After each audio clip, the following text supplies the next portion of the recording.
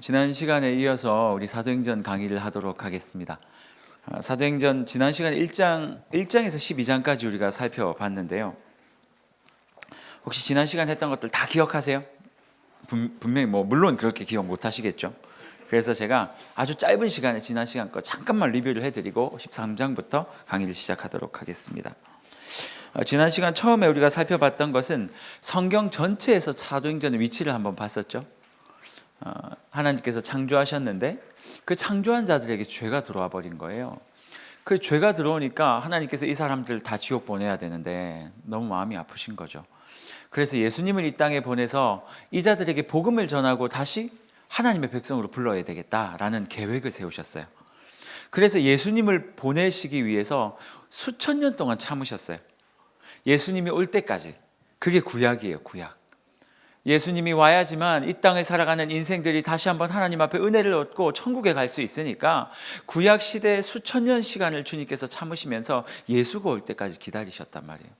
예수님이 어디에서 오셨죠? 마태복음에서 오신 거예요. 물론 마태복음에서 오신 건 아니고 예수님이 오신 내용을 기록한 책이 마태복음이죠. 사복음서를 통해서 예수님이 이 땅에 어떻게 오셨고 그 예수께서 어떤 인생을 사셨고 우리를 위해서 어떻게 죽어주셨는지에 대한 이야기를 쭉 기록한 게 사복음서예요.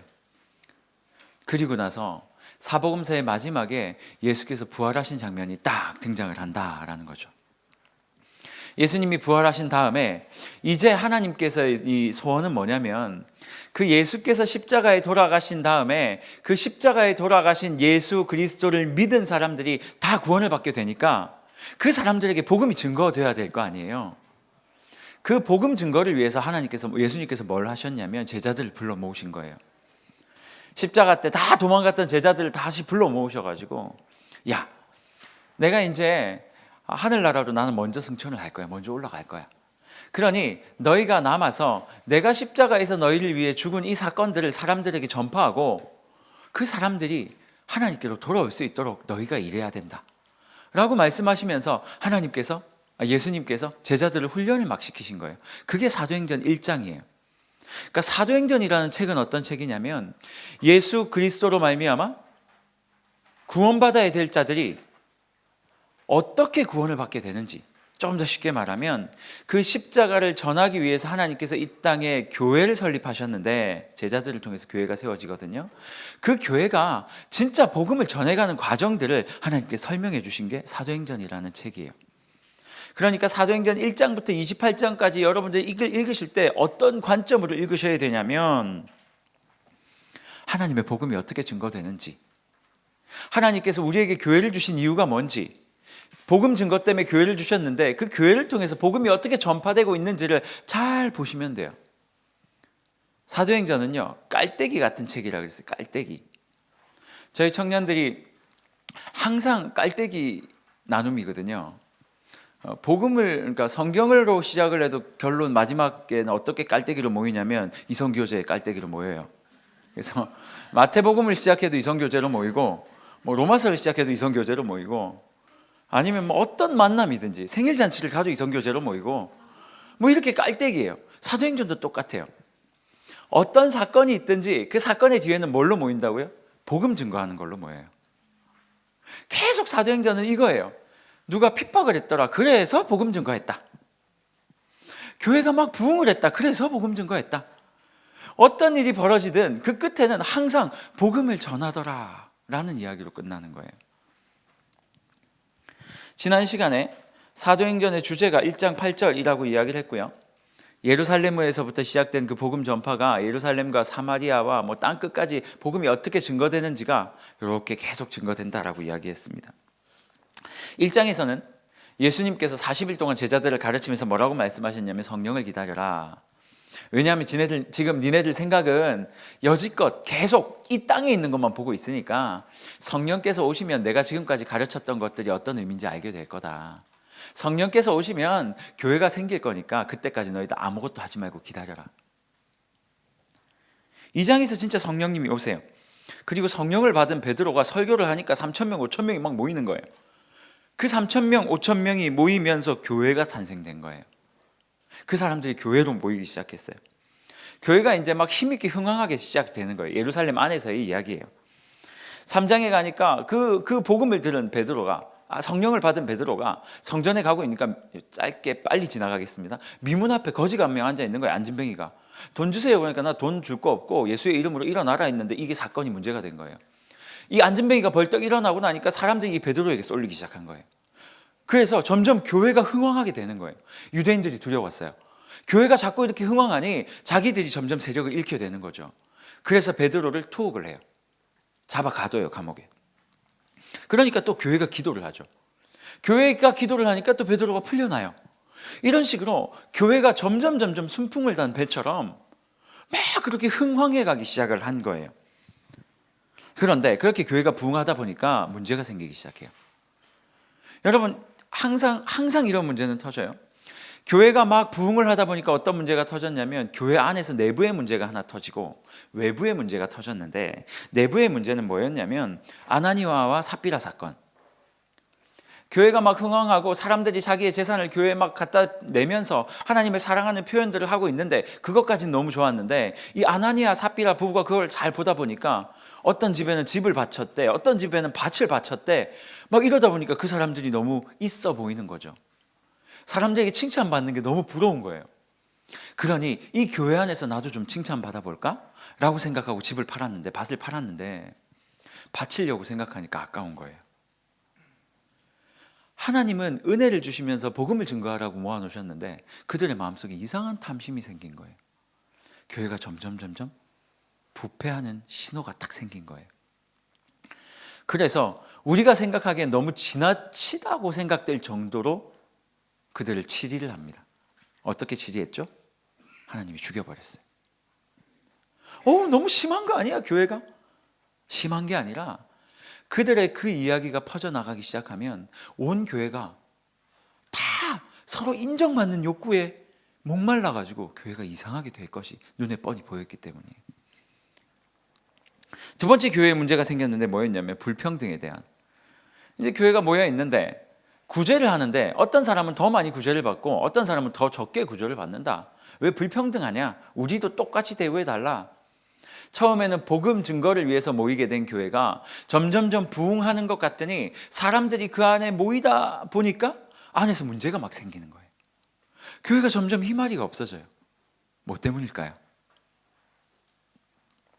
지난 시간에 다 이야기했는데 한 달이면 모든 것을 잊어버리기에 충분한 시간이에요.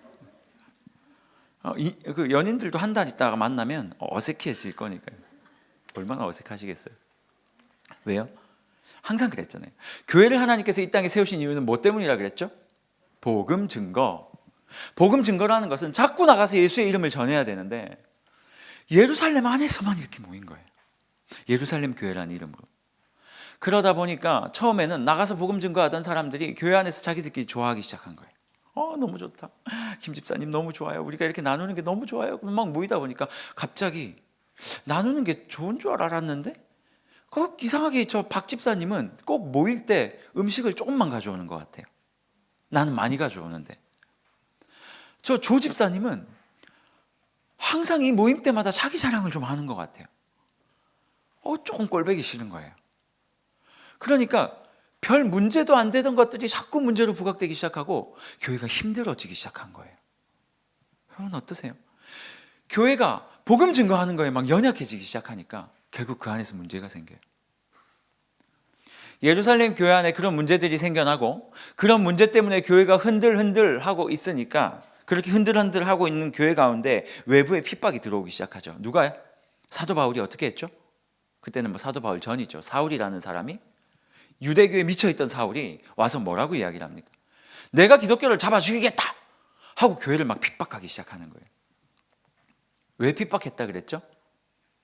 사울은 자기가 사랑하는 유대교를 위해서 기독교를 핍박했는데요. 하나님은 이 사건을 통해서 어떤 역사를 이루셨다고요?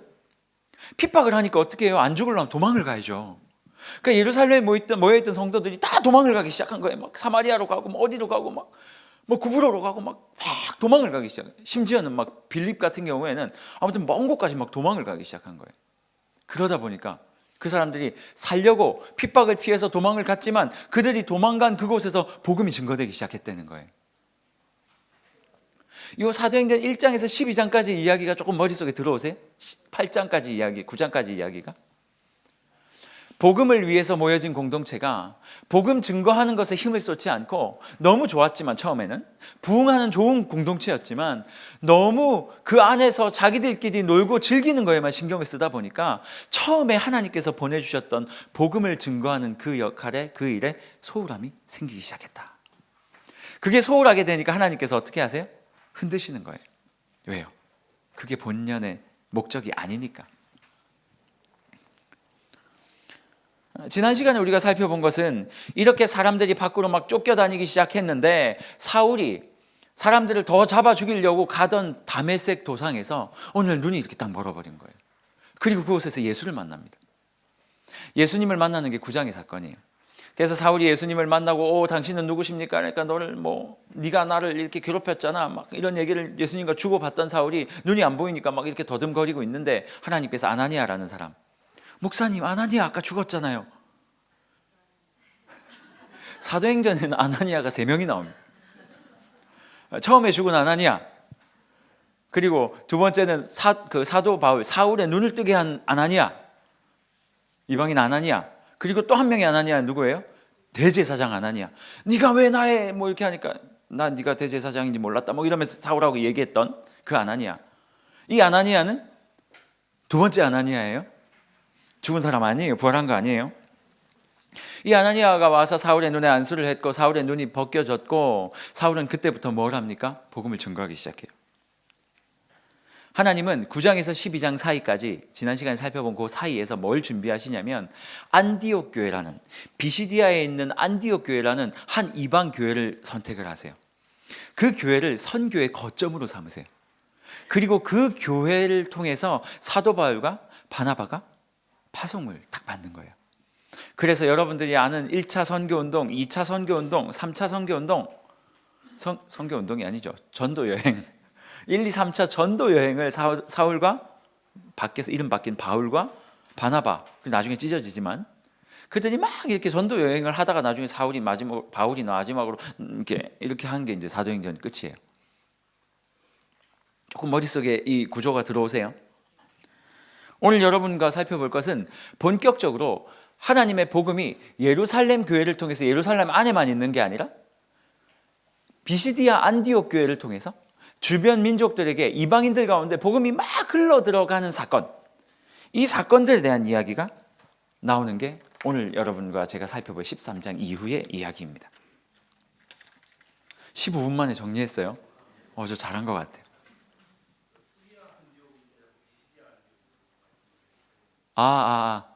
안디옥 교회가 2개가 있거든요. 2개가 있는데, 제가 아무튼 네네, 맞습니다. 안디옥 교회는 아무튼 이방인의 선교를 위해서 준비된 교회는, 감사합니다. 자, 여러분, 안디옥 교회를 통해서 사도 바울과 바나바가 계속 이제 복음을 증거하게 됩니다. 자, 첫 번째, 오늘 저희와 함께 지금 나눠볼 이 이야기의 패턴이 있어요. 머릿속에 그걸 집어넣으세요. 첫 번째, 모든 상황을 복음 전도의 기회로 여기기 시작합니다. 모든 상황을. 아까 이야기했던 것과 비슷하죠. 두 번째, 복음을 전하기 시작하죠. 어떤 사건이 벌어져도 그것을 기회로 여기고 복음을 증거합니다. 그러면 그 복음으로 말미암아 그 지역에 교회가 생겨요. 그리고 나서 그 지역에 교회가 생기고 복음을 증거하다 보면 유대인이나 그 지역 사람들이 열받아서 그들을 막 구타를 하거나 아무튼 이렇게 해서 쫓아내기 시작합니다. 그렇게 쫓겨나면서 좋아해요. 이게 계속 동일하게 진행되는 패턴이에요. 계속. 사도행전은 계속 복음 증거하다가 쫓겨나고 교회가 생기고, 쫓겨나지만 사도들은 또 기뻐하고, 그런 패턴이 계속 돌아간다라고 생각하시면 됩니다. 13장이에요. 13장. 바울과 바나바가 파송되는 게 13장에 나옵니다. 2절에 보니까 이렇게 말하고 있어요. 성령이 이르시되 내가 불러서 시키는 일을 위하여 바나바와 사울을 따로 세우라. 내가 불러 시키는 일 뭘까요? 선교죠. 전도죠. 여러분, 이때 하나님께서 사울과, 그렇죠, 바울과 바나바를 선택하신 이유가 뭘까요? 저는 이렇게 생각합니다. 그때 당시에 난 제일 뛰어난 인원이었다고 생각해요. 그 교회에서 가장 하나님의 복음을 전하기 위해서 잘 준비되어진 사람, 그 두 사람을 하나님께서 따로따로 세우라 그러세요. 그리고 나서 9절에 보면 사울이라는 이름을 바울로 바꾸시죠. 13장 9절, 바울이라고 하는 사울이, 여기서 사울이라고 하는 이 이름의 뜻은요, 뭐 큰 자, 뭐 이런 뜻을 가지고 있어요. 바울이라고 하는 이름의 뜻은 작은 자, 뭐 이런 뜻을 가지고 있어요. 그러니까 하나님께서 자신의 백성, 또 자기 사용하고자 하는 도구를 처음 딱 선택하시고 그에게 준 이름이 뭐냐면 너는 작은 자다. 너는 작은 자다. 참 희한하죠. 좀 이렇게 멀끔하고 좀 이렇게 뭐 외모도 좋고 뭐 아주 큰 사람처럼 아주 화려하고 뭐 잘할 사람들을 뽑아가지고 하나님께서 막 그 사람들을, 우리가 외모적으로 보기에, 우리 육신의 눈으로 보기에 그런 사람들을 딱 뽑아가지고 하나님 일을 시키면 다른 사람도 다 인정을 할 텐데, 하나님의 선택의 기준은 조금 다른 것 같아요. 항상 아유 저 사람이 뭘 하겠나 싶은 사람들을 선택을 하세요. 사사기에 보면 그래요. 여러분들이 알고 있는 사사들을 보면요, 하나같이 조금 독특한 사람들이에요. 여러분 입다 아세요? 입다는 어떤 뭐의 아들이라고 성경에 나와 있어요? 예. 뭐 입다 같은 경우에는 뭐 기생의 아들이다. 출생부터가 별로였어요. 그래서 형들, 뭐 동생들한테도, 이렇게 가족들한테도 좀 왕따 당하던, 그래서 결국 다른 데로 도망가 살았던. 왜 제대로 태어난 사람을 선택하지 않으셨을까요? 에웃이라는 사람도 등장하죠. 사사기에 보면 그 사람이 뭐라고 표현하고 있냐면 왼손잡이다라고 표현해요. 왼손잡이 뭐 여러 가지로 해석할 수 있겠지만 어떤 학자들은 이렇게 표현해요. 왼손잡이라는 말은 한 팔이 없다 라는 것을 의미한다. 오른팔이 없어서 왼손잡이라고 의미한다. 아니면 왼손이라는 뜻 자체가 오른팔은 힘이 있고 강하고 좋은 거예요. 항상 성경은 그랬어요. 왼손은 좀 다른 거예요. 그러니까 하나님께서 왜 하필이면 왼손잡이였던 에웃을 선택하셨을까? 삼갈이라는 사람은요, 무기가 없어서 소문은 막대기 가지고 싸운 사람이에요. 무슨 제비몰로 나간다도 아니고. 오늘 상당히 냉랭하네요, 분위기. 제비몰로 나간다도 아니고 소문은 막대기 가지고 사람들 싸워서 죽였던 사람이에요. 기드온은 어떻습니까? 겁 많아가지고 막 숨어가지고 막 이러던 사람이고, 심지어는 뭐 여기 자매님들 죄송합니다. 지금은 안 그렇지만 그때는 자매들이 사실은 앞에 나서는 일이 쉽지 않았거든요. 드보라라는 여인을, 그때 당시에 사사라면 뭐라고 얘기해야 될까요? 뭐 왕까지는 안 되겠지만 뭐 그 즈음하는 재판관이고 막 이랬으니까 사람들이 이끌고 가는 사람이었단 말이에요. 지도자였어요. 가장 영적인. 그 여인을 또 영적인 지도자로 섬기게 일하게 하실 만큼 하나님의 선택은 항상 그랬던 것 같아요. 하나님의 선택은 사람들이 보기에 조금 약해 보이고, 과연 저 사람이 뭐가 잘나서 하나님께서 저렇게 쓰시지? 라고 하는 퀘스천이 있는 사람들을 하나님께서 늘 선택을 하신 것 같아요. 왜 그런 사람을 선택하셨을까요? 이유는 하나밖에 없어요. 그 사람이 일해서 성공해야 저건 분명히 하나님이 하신 거다. 그 사람 생각해 보세요. 삼손 같은 사람이 나와가지고 골리앗하고 싸워서 이겼다고 생각해 보세요. 골리앗만한 사람이 나와서 골리앗과 싸워서 이겼다고 생각해 보세요. 그건 골리앗만한 사람이 이긴 거예요. 그런데 요만한 다윗이 나와서 이기니까 사람들이 누구를 봐요? 하나님을 볼 수밖에 없는 거예요. 하나님의 선택은 항상 그랬던 것 같아요. 좀 부족해 보이고, 이 사람이 일을 잘 해도 사람들이 볼 때 아이고 진짜 하나님이 하셨다 이거는, 그럴 사람들을 하나님께서 늘 선택하시는 것 같아요. 혹시 나는 뭐 특별히 잘난 것도 없고 뭐 그냥 수많은 사람 중에 한 명 정도, 길을 지나가도 뭐 어디를 가도 아무도 튀지 않는, 그래서 참 목사님이 나랑 다른 사람이랑 헷갈리고, 김 집사님은 박 집사인데요. 뭐 1년이 지나고 2년이 지나도 그렇게 헷갈리게 하는, 그 정도 그냥 별로 특별할 것도 없는 사람이고, 뭐 특별한 학교도 안 나오고, 뭐 이래서 내 인생은 그냥 이렇게 살다 가지 뭐 이런 생각을 하시는 분들, 너무 그렇게 생각 안 하셨으면 좋겠어요. 하나님께서는 그런 우리를 붙잡고 일을 시키세요. 저는 사역을 하면서 그런 거 되게 많이 느끼거든요. 저는 진짜 공부를 못했어요. 정말 못했어요. 그래서 뭐 중학교, 고등학교 때도 한 번도 공부 때문에 튀어본 적이 없었어요. 고등학교 때 딱 한 명 국어 선생님이 저에게 이렇게 얘기한 적이 있어요. 1학년 1학기 처음에 입학하고 제가 앞에 앉아가지고 그냥 물어보는 거 대답도 하고 뭐 이렇게 또 하니까 공부를 못했거든요. 근데 그냥 잘하게 보였는지 공부 잘하지라고 물으시더라고요. 좀 솔직하게 못한다고 얘기했어요. 계속 물으시는 거예요. 진짜 못해요. 근데 1학기 때 중간고사 딱 끝나고 나서는 안 물어보시더라고요. 결과가 딱 나오고 나니까 안 물어보시더라고요. 뭐 특별할 것도 없고 뭐 공부를 잘한 것도 아니고 제가 뭐 이런 것도 아닌데 하나님께서 왜 그냥 목사로 쓰시는 걸 보고 제가 굉장히 제 인생에 퀘스천이 많았어요. 저희 형수가 뭐라고 하는 줄 아세요? 우리 도련님은 목회를 해야 된다고. 그거 말고는 할 게 없대요. 그래서 제가 발끈해가지고 이번 명절에 무슨 말이냐고, 내가 돈을 벌어도 잘 벌 것 같지 않냐고. 그러니까 아니요 그러시는 거예요. 이런 저도 사용하시는 하나님께 모든 찬양과 영광을 올려드립니다. 여러분, 이런 안디옥에서 사도 바울이 하나님께서 이제 그 선교 사역을 감당하면서 설교를 하는 장면이 13장에 등장합니다. 13장의 이야기를 쭉 살펴보시면서 여러분 두 가지를 좀 가져가셨으면 좋겠어요. 사도 바울의 설교 내용이고요. 또 하나는 그 설교를 듣고 반응한 사람이 누구냐. 설교 내용은 제가 성경 안에서 보는 설교 중에 가장 좋은 설교 중에 하나가 이 설교인 것 같아요. 그러니까 사도 바울이 13장 사도행전 13장에서 쭉 그 하나님에 대해서 소개를 해요. 이 비시디아 안디옥에서 하나님에 대해서 쭉 설명을 하시면서 뭐라고 말을 하냐면 하나님께서 조상들 때부터 예수 그리스도를 어떻게 했는데 조상이 어떻게 예수를 배척했고 이렇게 돼서 너희가 예수를 죽였고 뭐 이런 이야기들 있잖아요. 유대인들이 잘 알만한 이야기들을 가지고 예수에 대해서 정확하게 해석을 하고 설명을 하는 게 오늘 본문이에요. 여러분 집에 가셔서 이 이야기는 오늘 다루진 않을 거예요. 너무 중요한 이야기인데 뭐 이거 다루다 보면 시간 다 가니까 여러분이 알고 있는 그 복음의 내용이니까 집에 가서 한번 13장을 자세히 한번 읽어보세요. 그럼 여러분 머릿속에 성경의 맥이 이렇게 흐르는 거였구나 라는 것들을 좀 아시게 될 거예요.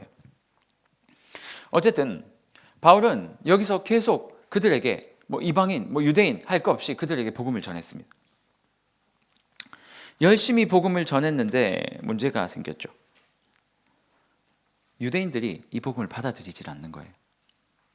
유대인들이 알만한 이야기를 가지고 복음을 전했거든요. 근데 유대인들이 이방인보다 더 잘 알아들어 먹어야 하는 이 유대인이 복음에 대해서 전혀 반응하지 않는 거예요. 13장 48절 이방인들이 듣고 기뻐하여 하나님의 말씀을 찬송하며 영생을 주시기로 작정된 자는 다 믿더라. 그래서 이상하지 않습니까? 유대인들이 알만한 이야기로 이스라엘 역사를 이야기하면서 예수 그리스도에 대해서 증거를 했단 말이에요. 이분이 예수였고 너희가 이 예수님을 거부하지 않았느냐, 다시 믿고 돌아와라 그랬는데 생판 유대인의 역사도 전혀 알지 못하는 이방인들이 와가지고 예를 들어서 이거하고 똑같은 거예요. 열심히 밥 지어가지고 내 자식한테 먹이려고 밥을 지어서 상을 딱 차렸는데 갑자기 옆집 자식이 와가지고 밥을 맛있게 먹고 감사하다고 인사하고 가는 격이에요. 사도 바울은 이 설교 이후에 완전히 이방인들에게 탁 틀어버려요. 그리고 이방인들을 위해서 처음부터 선택됐던 사도였지만 더 이방인들을 위해서, 물론 유대인에게도 복음을 전했지만 그렇게 계속 복음 증거를 하면서 살아갑니다. 믿는 이방인과 핍박하는 유대인, 여러분 제가 고민을 좀 해봤어요. 왜 이 유대인들이 예수를 이렇게까지 자세하게 자기들이 알만한 이야기를 섞어가면서 복음을 전했는데 이걸 듣지 못했을까?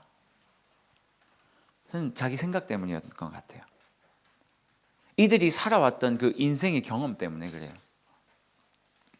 지금 계속 유대인과 부딪히는 이야기는 뭐냐면 유대인들은 우리가 십자가에 죽은 그 예수는 우리가 기다리던 메시아가 아니야 라는 이야기를 계속하고 있고요. 사도 바울뿐만 아니라 나머지 제자들이 계속 이야기하는, 유대인과 논쟁하는 하는 이야기는 뭐냐면, 아니야, 너희가 십자가에 못 박아 죽였던 그 예수가 우리가 기다리던 메시아야. 요 두 싸움이에요. 그런데 대부분의 유대인들은 끝까지 그 메시아 예수를 받아들이지 못하죠. 그 이유는 뭐냐면 그들의 경험, 그들이 가지고 있던 생각 때문이에요. 구약 시대 때 메시아를 그렇게 기다리다가, 여러분, 이 사람들은 거의 수천 년 동안 이방 민족의 핍박을 받았던 사람이었어요. 이스라엘 백성들은 힘이 없고, 꼭 우리나라 같은 딱 지형이라고 얘기를 하잖아요. 사람들이 강대국 등 사이에 이렇게 둘러싸여 가지고 계속 핍박을 받으며 살았던 사람들이었어요. 근데 핍박을 받으면서 너무 힘드니까 여기저기 강대국에 의지하다가 하나님께로부터 버림을 받아버렸어요. 그래서 포로로 끌려가게 됐죠. 이런 사건들이 이 이야기 나오는 게 에스라, 느헤미야 이런 이야기들이에요. 그런데 그 이후에도 400년 동안 암흑기가 찾아와요. 예수님이 마태복음, 마가복음, 누가복음 요쯤에서 예수님이 등장하시기 전까지, 그 등장하시기 전까지 400년 동안 하나님께서 이스라엘 백성들에게 아무 말도 하지 않는 암흑기가 찾아오는 거예요. 그러니 그 400년 동안 사람들이 얼마나 힘들었겠어요. 그러니 자기들 나름대로 머릿속에 막 상상을 하기 시작하는 거예요. 우리들의 메시아는 언제 올까? 어떤 모습을 하고 올까? 그러면서 메시아를 막 그리기 시작해요. 실제로 그 암흑기 사이에 있었던 문서들을 찾아보면 그런 이야기들이 많이 나온다고 제가 지난 시간에 얘기를 했죠.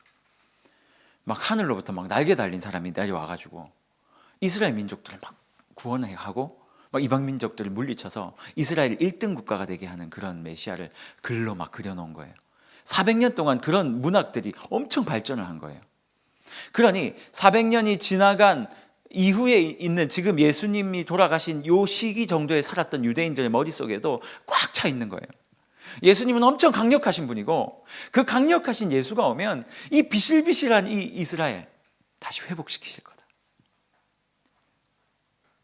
근데 예수님이 와가지고 사람들이 저 사람인가 보다 했는데 십자가에 죽는 거예요. 그러니까 다 실망을 했던 거거든요. 다 실망하고 다 돌아섰어요. 그러니 그 이후에 예수의 부활을 보고 예수의 부활을 증거하는 사람들의 말을 믿을 수가 없는 거예요. 우리가 생각하는 메시아와 전혀 다른데 어떻게 이 사람이 우리를 구원할 메시아라고 얘기를 하느냐, 이런 거예요. 오랫동안 김태희를 꿈꿔온 거예요. 우리 엄마, 아빠가, 할아버지, 할머니가 너는 되게 잘난 놈이기 때문에 너의 부인 될 사람은 이것도 잘하고 저것도 잘하고 얼굴도 이쁘고 다 잘할 거야. 그래서 아마 김태희 같은 사람일지도 몰라, 이런 얘기를 막 5살 때부터 들은 거예요. 그래서 이 사람 머리는 김태희 같은 사람이 내 아내로 올 거야라고 굳건히 믿고 있는데, 어느 날 막 전혀 아닌, 자기 생각과 전혀 다른 사람이 자꾸 자기 짝이라고 오는 거예요. 상황을 보면 맞는 것 같기도 한데 내가 지금까지 들었던 생각과 너무 다른 거예요. 그러니 계속 거부를 하는 거예요. 아니야. 심지어는 결혼식장 입장을 하면서도 아니야, 나는 김태희랑 들어가야 돼, 이렇게 이야기를 하는 거, 유사할지 모르겠어요. 참 신기하죠. 그러다 보니까 사도 바울, 유대교에 있던 유대교 교리에 정통했던 사람이 예수를 믿어서 예수를 설명하면 얼마나 잘하겠어요. 유대인들이 어떤 생각을 하는지 다 알고 있잖아요. 그것을 다 반박하면서 이야기할 거 아니에요. 여러분, 신천지에 있다가 개종해서 나온 사람이 목사가 돼서 신천지를 개종하러 갔다, 얼마나 잘하겠어요. 저 같은 사람이 하는 거랑은 다를 거거든요. 바울이 얼마나 잘했겠어요. 근데도 못 믿는 거예요. 믿을 수가 없는 거예요. 왜요? 너무 뚜렷한 자기 생각이 딱 박혀 있는 거예요. 여러분, 때때로 말씀 앞에서는 맹목적인 순종도 필요한 것 같아요.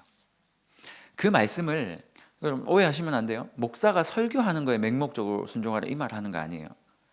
이 말도 좀 어려운 말인데 사실은 목사님들이 설교하시는 게 말씀에 기반이 된 게 맞잖아요. 그러니까 순종하는 게 맞죠. 그런데 때때로는 또 사견이 들어갈 수도 있잖아요. 인간이니까. 그런데 어쨌든 하나님의 말씀에 비추어 봐서 하나님의 음성이 분명하고 말씀 안에 있는 것들이 설교되어지고, 또 여러분이 큐티하면서 성경을 읽으면서 하나님의 음성이 분명하다고 딱 생각되어지는 것들이 있잖아요. 그런 것들에는 사실 맹목적인 순종도 좀 필요한 것 같아요. 사람에 대한 순종 말고요, 말씀에 대한. 막 재고 따지지 말고요. 재고 따지다 보면 자기 경험들이 자꾸 들어오거든요. 내가 해보니까 안 되더라. 내가 해보니까 안 되더라. 처음에 한국교회 복음이 딱 증거됐을 때 한국교회 성도들이 어떻게 예수님 믿었는지 아시죠? 정한수 딱 떠놓고 목욕 제기하고 그 앞에 무릎 꿇고 하나님, 이렇게 믿었어요. 이게 잘못됐다가 아니라 우리가 가지고 있는 선입견과 습관과 이 패턴들이 자칫 잘못하면 하나님의 말씀을 왜곡시킬 가능성이 더 많거든요.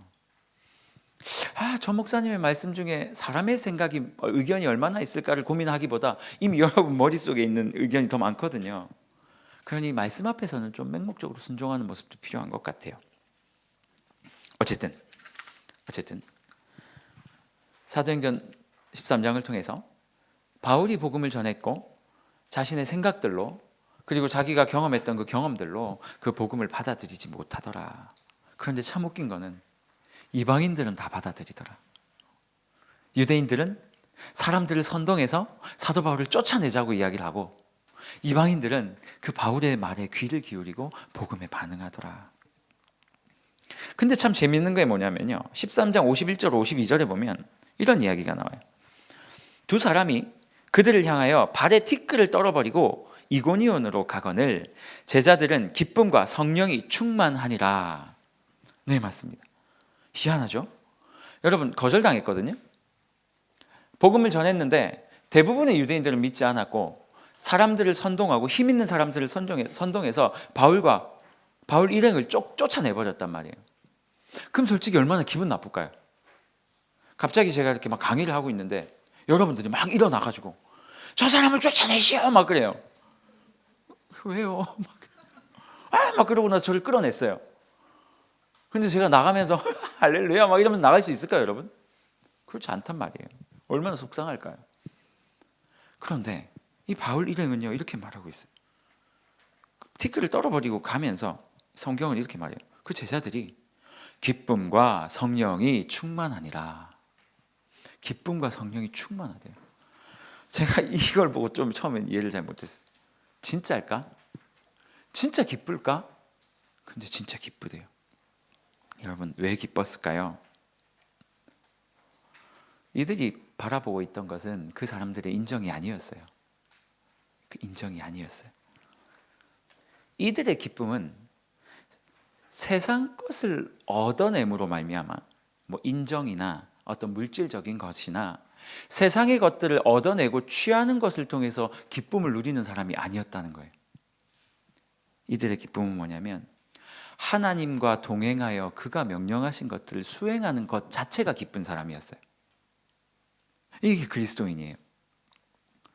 내가 교회에 봉사를 해서 박수를 받고, 내가 교회 헌금을 내서, 아니면 뭐 누군가를 섬겨서 그 섬긴 것 때문에 내가 박수를 받아서 내가 행복하고 기쁜 게 아니고요.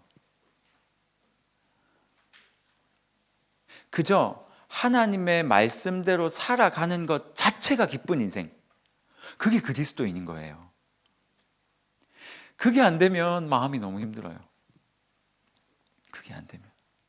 오늘 제가 7시 한 15분쯤 왔는데 너무 없는 거예요. 밑에는 무슨 그 쉬는 순장 모임을 한다 그래가지고 저희가 이제 올라온 거거든요. 두 개를 이제 같이 행사를 하면 너무 시끄러우니까 너무 없는 거예요. 뒤에서 준비하던 자매들이 목사님 오늘 왜 이렇죠? 다 오셨던 분들이 다 쉬는 순장인가 봐요. 그러니까 뭐 아무튼 우리끼리 막 그런 이야기들을 좀 했어요. 왜 안 오죠? 막 이런 이야기들을 좀 했어요. 다 저기 가셨나? 아니면 그 쉬는 순장 먹으라고 저기 밥 사려난 저기 가서 다 식사하고 계시나? 할렐루야 그랬죠. 제 마음속에 그냥 든든히 먹고 오시길. 그래서 제 마음속에 한편으로 오늘 왜 안 오시지? 큐티 사도행전 끝났는데 이것도 한다 그래가지고 이번 달 큐티에 도움도 안 돼가지고 안 오셨나? 그런 생각이 잠깐 들었어요. 근데 뭐 또 안 오면 어때요? 영상으로 보시겠지 라는 생각을 가지고 그냥 앞에 와서 이제 앉아서 기도를 한 거예요. 하나님, 오늘 그래도 몇 명이 앉아 있더라도 강의 잘하고 영상으로 다 보시겠죠. 의기소침 안 했으면 좋겠습니다. 그러니까 저도 아직 그게 안 되는 거예요. 많이 오면 좋아하고 좀 적게 오면 이렇게 많이 오실 줄 몰랐어요. 깜짝 놀랐어요. 그냥 이렇게 평안을 너에게 주노라 찬양을 하는데 진짜 평안이 임했어요. 막. 저도 그게 잘 안 되는 거예요. 하지만 우리의 목표가 이거예요. 하나님의 일을 함으로써 뭔가가 나에게 주어지고 목사님들이 나를 좀 알아주겠지. 내가 순장을 이렇게 오래 했는데 알아주겠지. 순원들이 알아주겠지. 미안하지만 순원들은 절대 안 알아줘요. 누가 알아주겠지. 이런 마음으로 신앙을 하는 게 아니라, 섬기는 게 아니라 그냥 그 행위 자체가 기쁜, 하나님 일에 순종하며 가는 것 자체가 기쁜. 그러니까 이 사람들이 이렇게 살 수 있었던 거예요. 그렇게 기쁘게 복음을 증거하고 나서 쫓겨나면서도 기뻤던 그 바울 일행들. 이제 그 바울 일행은 14장에 이고니온과 루스드라에서 복음을 전하게 됩니다. 1절에서 7절은요, 이고니온에서 복음을 전하는 이야기들을 하고 있습니다. 여기서도 열심히 복음 전해요. 결과가 어떻게 되었냐? 성경은 이렇게 말하고 있어요. 조금만 믿었다. 일부만 믿었다. 많이 믿었다고 말 안 하고 있어요. 그리고 또 뭐라고 얘기해요? 나머지 사람들에 의해서 쫓겨났다. 제가 아까 처음에 이야기를 했죠. 복음을 증거하고 조금 믿고 그 믿은 사람으로 교회가 생기고 그리고 다른 사람들 때문에 쫓겨나면서 기뻐하고, 이 패턴이 계속 지나가는 거예요. 이게 사도행전의 패턴이에요. 여러분, 사도행전은 단순히 2000년 전에 있었던 교회들의 이야기가 아닙니다. 사도행전은 2000년 전에 있었던 교회들의 이야기인데요, 지금 우리의 이야기와 똑같은 거예요. 그리고 우리의 삶이 딱 이래야 된다는 거예요. 복음 증거하고 100명 복음 전했는데 한 2명 믿고, 나머지에게서 어떤 이야기 들어요? 아우, 쟤는 광신도야. 아우, 쟤한테 연락하지 말자. 쟤 모임에 오면 또 교회 얘기할 것 같으니까 쟤 빼고 우리끼리 그냥 모이자. 고등학교 동창들끼리 그렇게 모이고. 그래서 좀 속상하고, 아니야, 야, 그래도 나 좀 같이 하자. 그래서 한 5개월 있다 다시 만나고. 사실 우리 교회에서 또 교회 얘기한다고 또 배척당하고, 그러다가 또 친구 한 명이 돌아오고, 뭐 이런 삶을 사는 게 우리의 삶인 거예요. 똑같은 거예요, 이 성경 말씀과. 이고니온에서 그렇게 쫓겨난 바울 일행은요, 루스트라에 딱 들어가게 됩니다. 8절에서 23절까지 갔는데 나면서부터 안전뱅이가 있게 되죠. 루스트라에 발을 쓰지 못하는 한 사람이 앉아 있는데 나면서부터 걷지 못하게 돼요. 걸어본 적이 없는 사람이다. 그 안전뱅이를 고칩니다. 여러분, 사도행전 초반부에는, 지금 우리가 살펴보는 13장 이후부터 초반부에는 기적이 계속 나타나요. 그런데 여러분, 후반부에 가면 기적이 나타나지 않습니다. 항상 하나님의 패턴이 이래요. 하나님을 알지 못하는 자들에게 복음이 증거될 때 무슨 일이 벌어지냐면 기적이 동반돼요. 그리고 뭐 물질적인 축복도 조금 있는 것 같아요. 왜냐하면 복음이 전해진 나라마다 그랬어요. 사도행전에서도 똑같아요. 그런데 그 시기가 딱 지나고 나면 더 이상 하나님께서 기적으로 그들에게 어떻게 하지 않으세요. 뭐가 주입되냐면 말씀을 계속 가르치세요. 여러분, 기적은, 하나님의 능력은, 그것은 예수 그리스도를 알게 하기 위한 수단이에요. 그러니까 여러분, 자꾸 너무 기적 쫓아다니시면 안 돼요. 우리나라 초반에 예수님 초반에 안 나오셨죠, 예수님이 복음이 증거될 때 우리나라에도 엄청난 기적이 일어났습니다. 모든 나라에서 다 그랬어요. 그런데 그것이 한 100년 정도 지나고 나니까 이제 하나님께서 어떻게 역사하시냐면 하나님의 말씀을 우리에게 넣으셔서 기적이 없어도 말씀으로 하나님을 믿고 살아갈 수 있는 백성으로 우리를 이끌어가고 계세요. 지금은 복음이 증거되는 초반부기 때문에 기적들이 일어납니다. 물론 나중에 말씀이 있는 그 시대에 기적이 전혀 안 일어났느냐, 그걸 말하는 건 아니에요. 비율이 그렇다는 거예요. 지금은 기적이 막 나타나요. 한 사람을 이제 치료를 하는 거죠. 그러니까 사람들이 몰려들더니 이 사람은 제우스고 이 사람은 헤르메스다. 그때 당시에 이제 그 신들을 이야기하는 거예요. 제우스 신 아시죠? 그리스의 신들을 보면서 그렇게 능력이 나타나니까 그 사람들이 다 쭉 모이니까 바울 일행이 뭐라 그래요? 아니다. 그러면서 뭐 했을까요?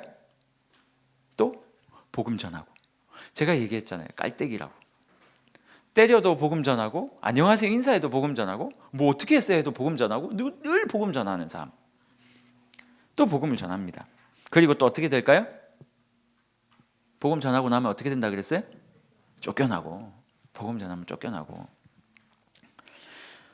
심지어는 바울 미워하는 유대인들이 쫓아와가지고요, 바울을 돌로 쳐가지고 죽을 만큼 쳐가지고 죽은 줄 알고 버리고 갔어요.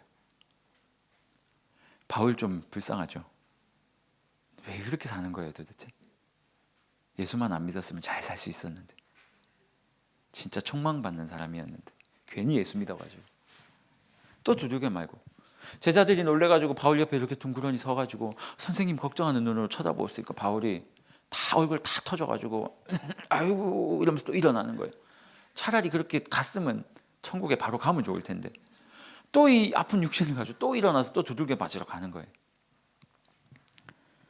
바울이 겨우 일어나자마자 또 복음 이야기를 해요. 그러니까 바울은요, 손만 갖다 대면 복음 이야기하는 사람이었어요. 손만 갖다 대면. 14장 22절, 제자들의 마음을 굳게 하여 이 믿음에 머물러 있으라고 권하고, 또 우리가 하나님의 나라에 들어가려면 많은 환난을 겪어야 할 것이다 라고 말을 했다. 바울이 알았어요. 야, 우리 마음 굳게 해야 된다. 이 믿음 절대 놓치면 안 된다. 하나님 나라라는 것은, 하나님 나라에 가는 것은 평안한 길이 아니다. 많은 환난이 우리한테 있을 거야. 지금 나 얼굴 다 터진 거 보이지? 너희들도 그런 삶을 살아야 될지 몰라. 그러니 우리 그 환난 올 거라고 믿고 그냥 가자. 그래서 그냥 예수 믿고 가는데 옆에서 누가 때리면 그래 맞자. 예수 믿는 삶은 원래 이런 거야 라고 생각하고 가자 라고 바울이 제자들에게 가르치고 있는 거예요.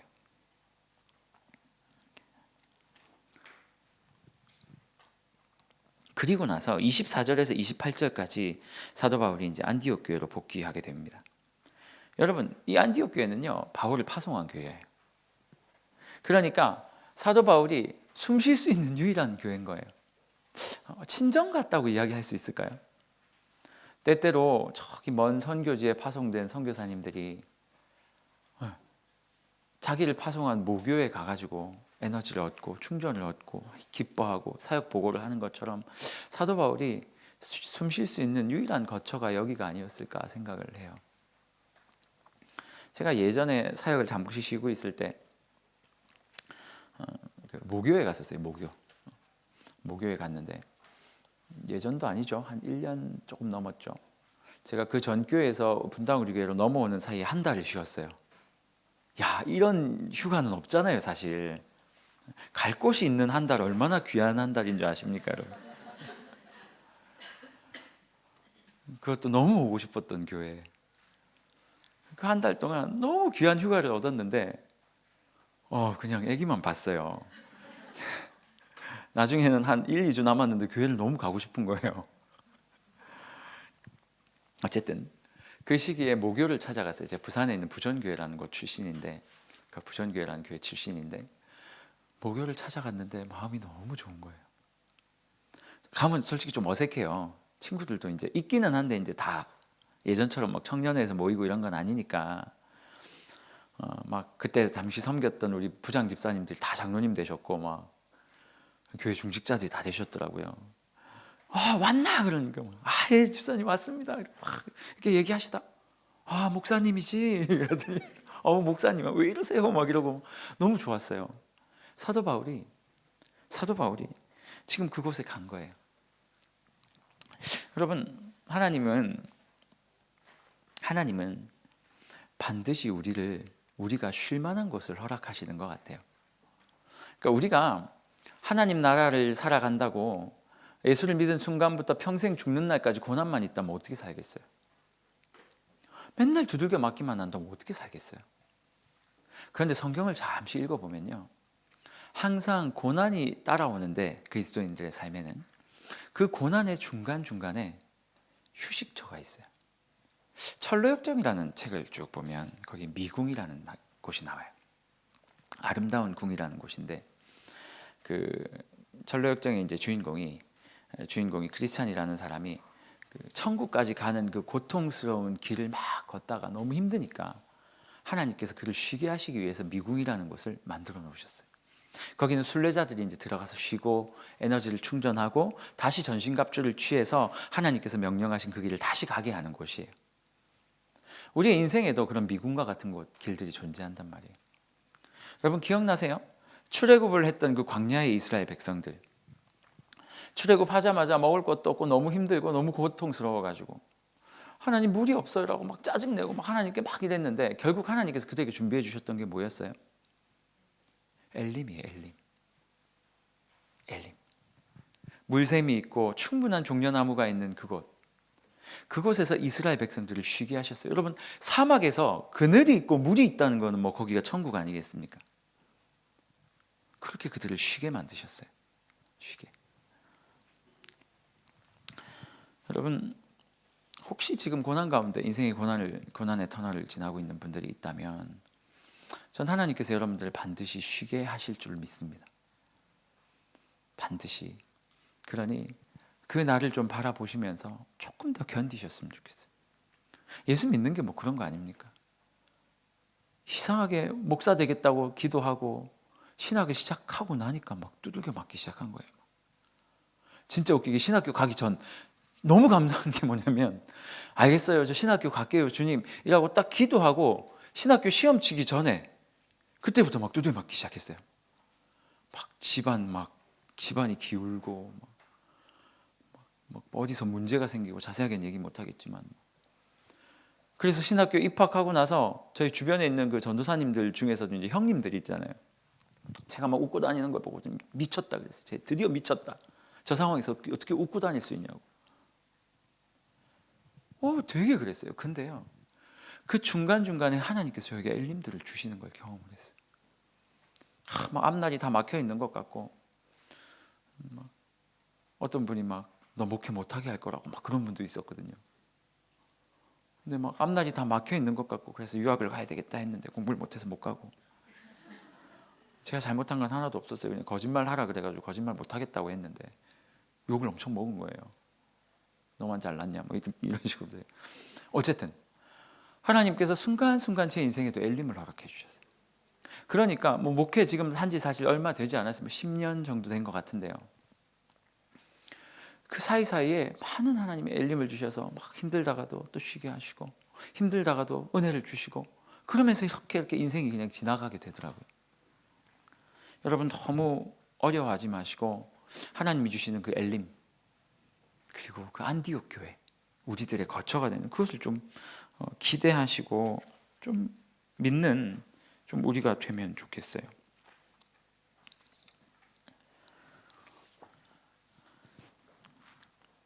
지금 우리 14장을 하고 있죠.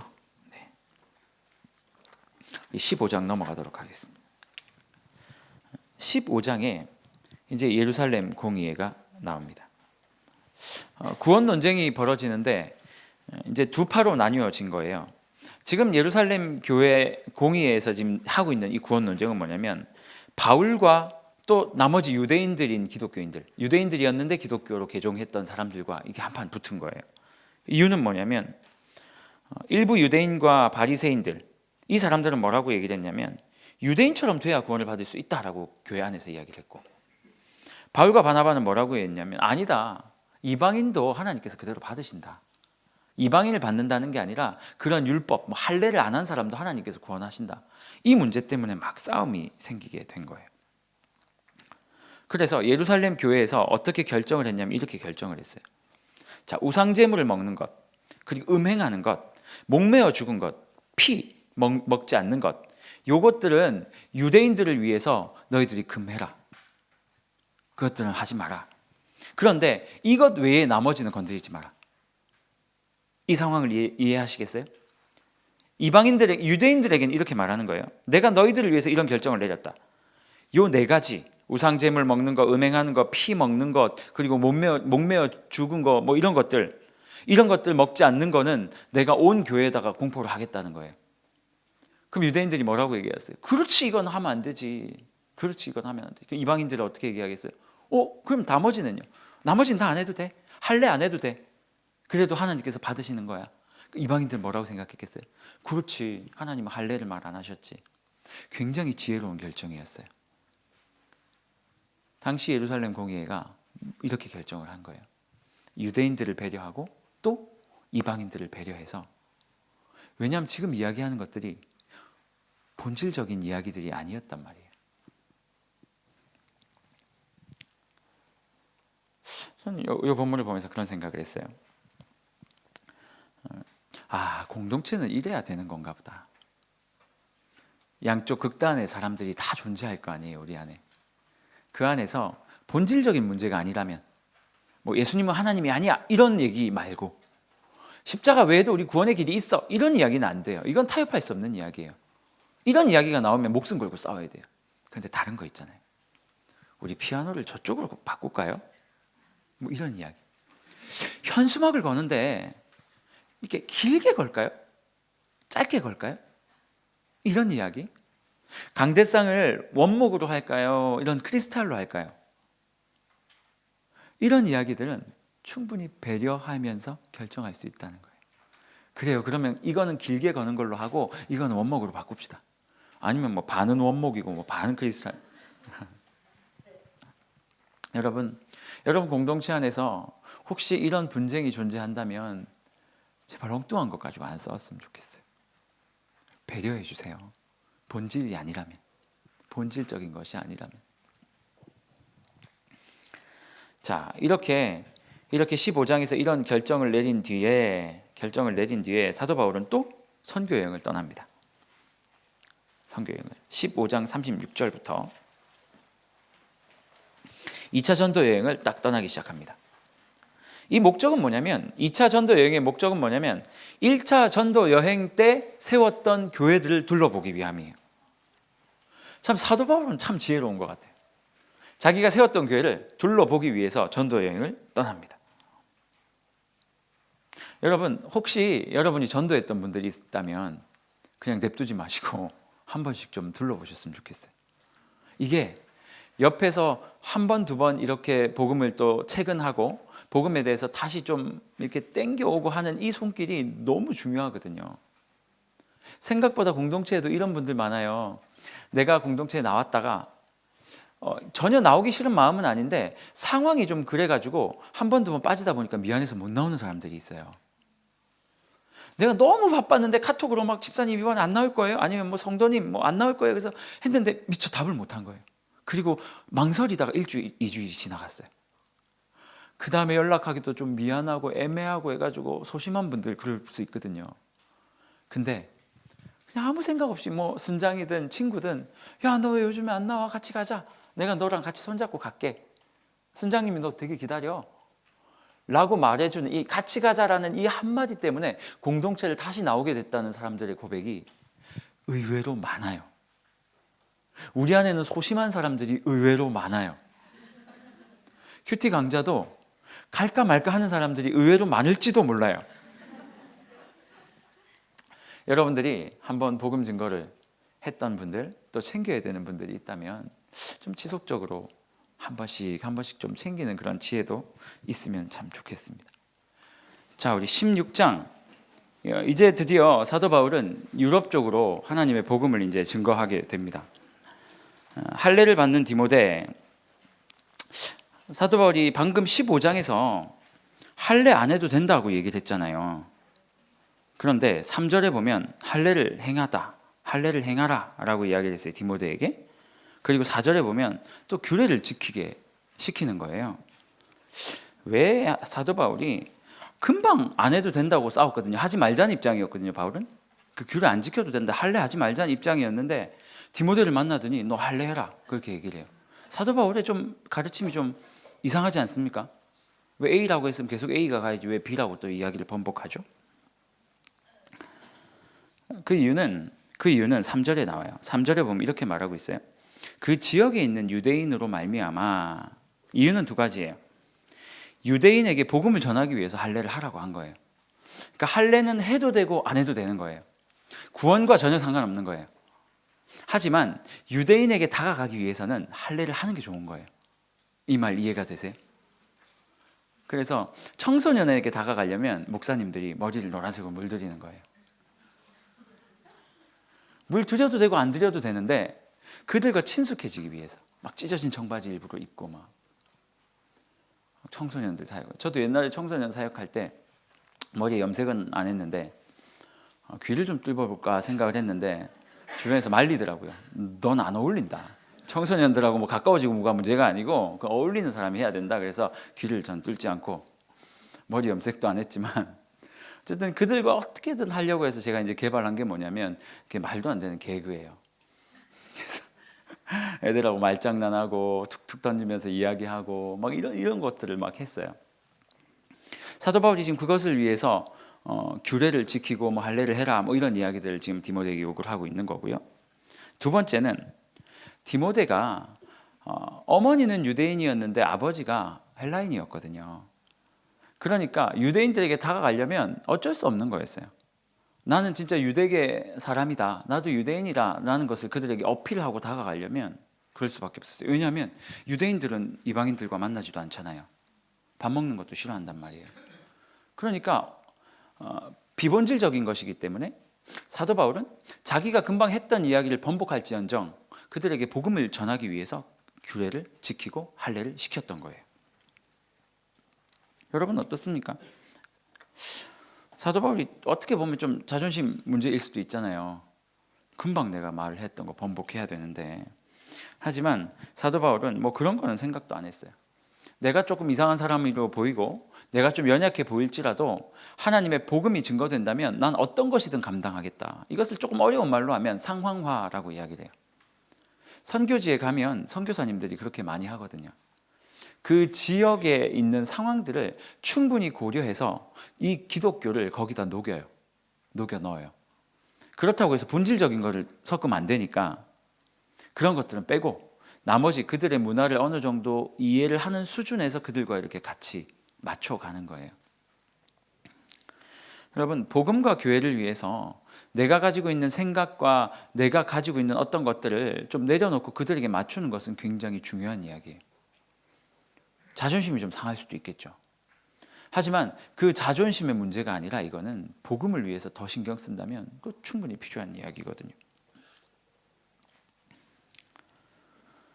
주님을 위해서 좀 자존심 버리는 우리가 되면 좋겠어요. 주일날 일부 예배 딱 오면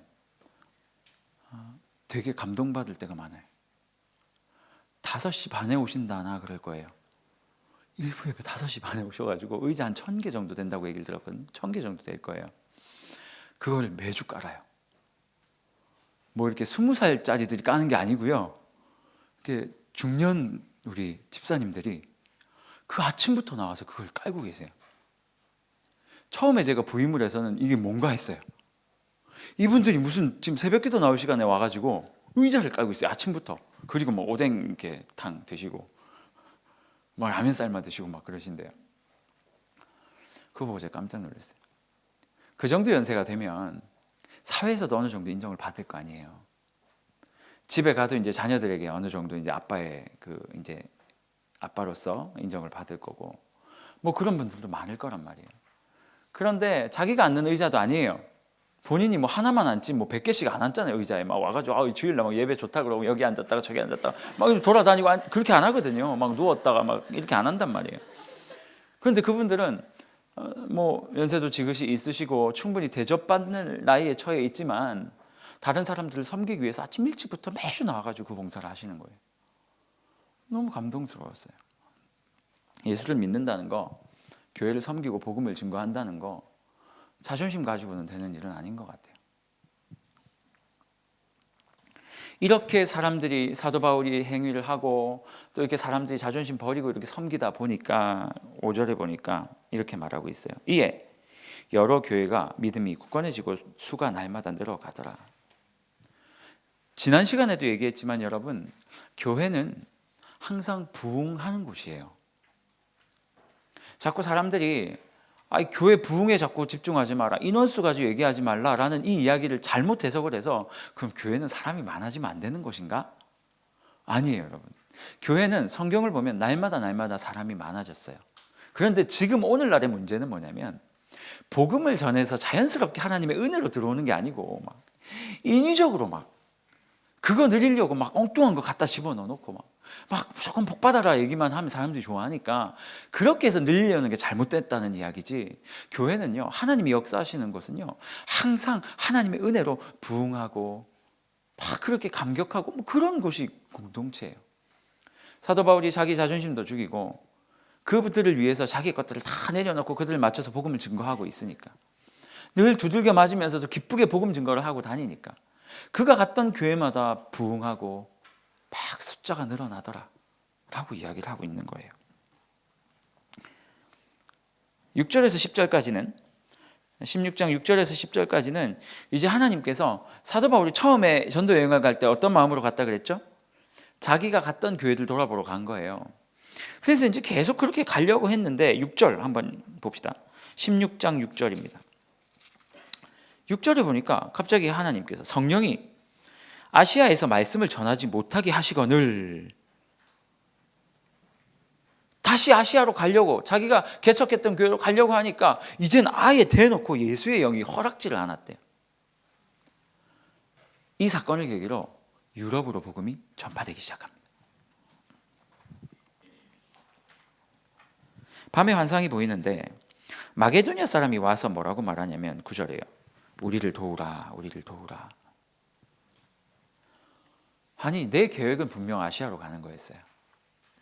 그때 나 통해서 예수 믿었던 김 집사 내가 다시 한번 보려고, 내가 섬겼던 이 교회가 잘 되고 있는지 그거 살펴보려고, 지금처럼 핸드폰이 있는 시대가 아니니까 가서 잘 되고 있는지 그거 살피려고 가는데 자꾸 성령께서 아니야, 네 길은 아프리카다. 아니 하나님, 저는 대한민국이 너무 좋아요. 이런 얘기 하면 안 되는데, 아프리카로 선교를 가라. 하나님께서 그런 마음을 주실 때 이러다 저 진짜 선교 가는 거 아니겠냐.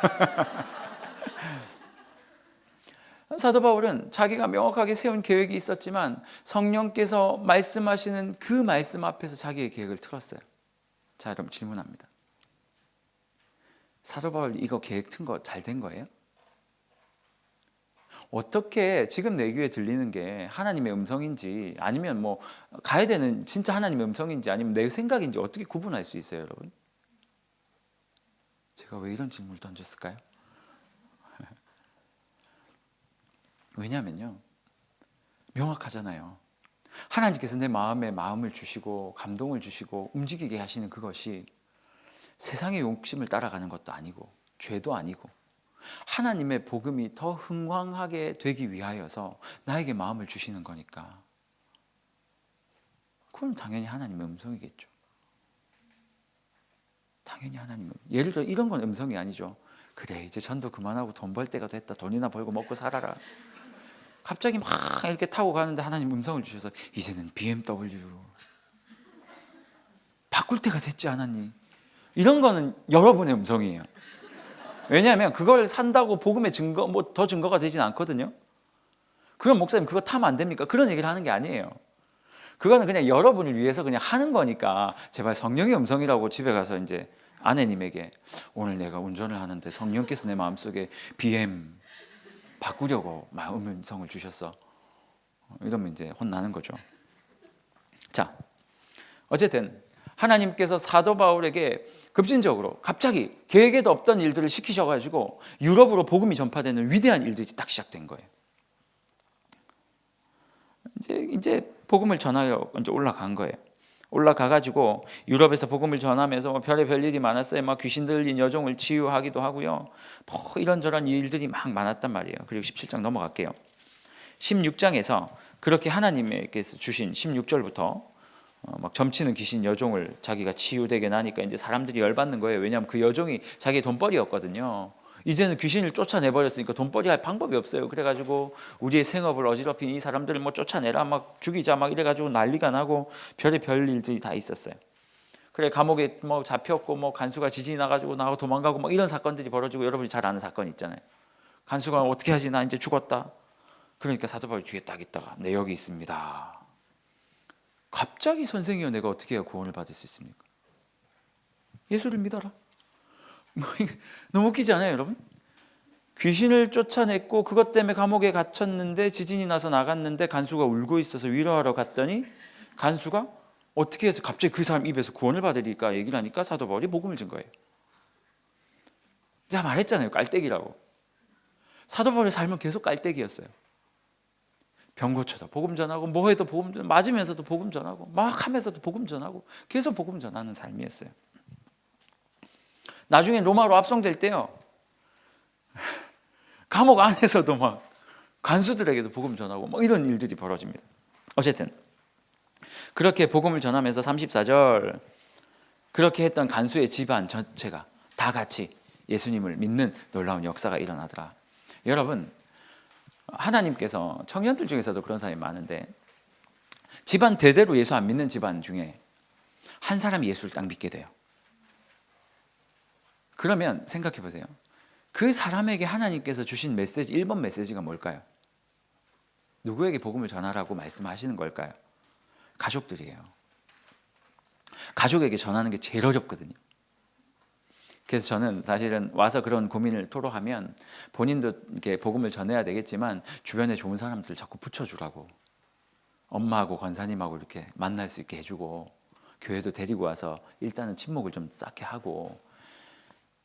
하나님께서는요 구원을 이야기하실 때 개인의 구원에 대해서도 이야기하시지만 사실은 공동체의 구원도 이야기하세요. 오늘 본문에도 그렇잖아요. 너와 너의 집이 구원을 얻을 수 있다. 혹시 여기 내가 신앙 1세대다 싶으신 분이 이 자리에 있다면 제가 예언을 하겠습니다. 눈빛이 왜 그러세요? 저 목사 예언하는 목사야? 뭐 이제 예언할게요. 되게 힘드실 거예요. 왜냐하면 사단이 너무 싫어하거든요. 핍박 많이 올 거예요. 어떤 자매가 찾아왔어요. 목사님, 예전에 제가 예수 안 믿는 집 메시집을 가야 될 것 같은데 어떻게 해야 되냐고. 제가 뭐라 그랬는 줄 아세요? 본인 집도 예수를 안 믿어요. 자기 혼자 믿는 거예요. 제가 얘기를 했어요. 시집 가세요. 근데 각오하고 가셔야 됩니다. 본인 집도 예수 안 믿죠. 시댁도 예수 안 믿죠.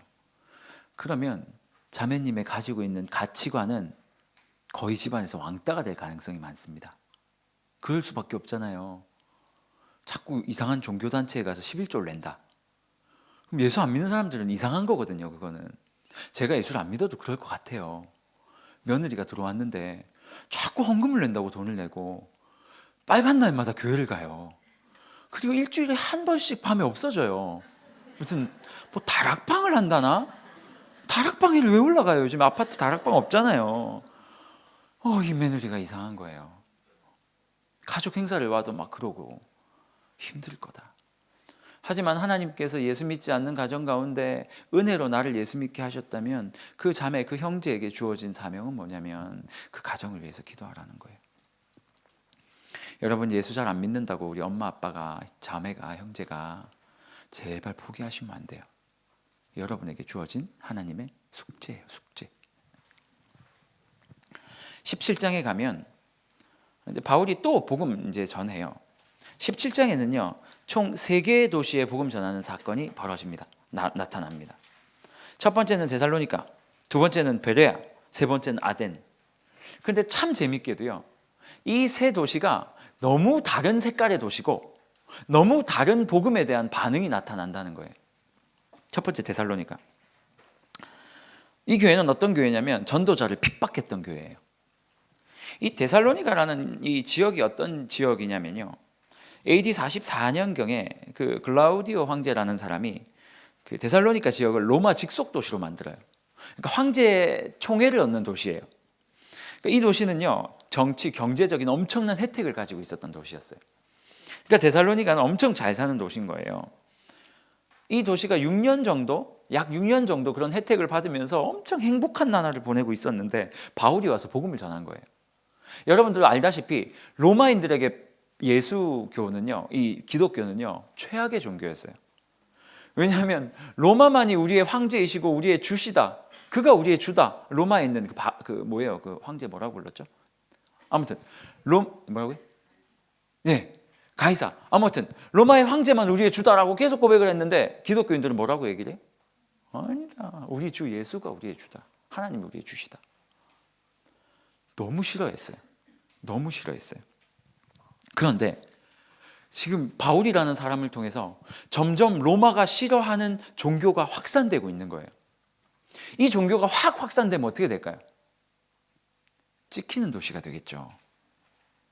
자기들이 지금까지 가지고 있던 모든 총애를 다 잊어버릴 수도 있었어요. 그런 상황인 거예요. 성들이 막 웅성거리기 시작했어요. 이때 유대인들이 때를 놓치지 않고 그 성에 있는 이방인들, 관료들, 이런 사람들을 막 이렇게 했는지 사람들을 막 선동해가지고 전도자들을 핍박하기 시작했던 거죠. 이들이 가장 핍박했던 이유가 뭐였을까요? 아까 말했던 황제의 총애를 잃는 거. 그 총애를 잃는다라는 안에 뭐가 들어있을까요? 제일 심각한 거는 경제적인 문제였을 거란 말이에요. 총애를 얻어서 자기들이 얻을 수 있는 건 돈이었거든요. 이들이 복음을 받아들일 수 없었던 이유가 뭐였다고요? 결국은 돈 때문이었어요. 왜? 그 예수를 믿으면 이 데살로니가 지역이 황제의 총애를 받을 수 없게 되고, 그러면 그들이 받았던 모든 혜택들을 다 잃게 되고, 그것들을 잃고 나면 자기는 여전히 그냥 하나의 속국으로, 그냥 속주로, 그냥 지배받는 하나의 그냥 식민지로 전락해 버리니까 이들은 그게 두려웠던 거죠. 복음 앞에 서면 때때로 경제적인 어려움을 겪을 수 있잖아요. 그게 성경이 말하는 거거든요. 혹시 우리 가운데도 복음과 내 경제적인 이득과를 좀 이 상관관계를 따져가지고 하나님께 좀 나아보지 못하는 경향이 있는 분들이 계시다면 좀 정리를 할 필요가 있다라는 생각이 좀 들어요. 두 번째는 베레아라는 땅인데, 여기는요 데살로니가와는 전혀 다른 색깔의 도시였어요. 인구는 좀 있었는데 경제적으로 굉장히 낙후한 도시였어요.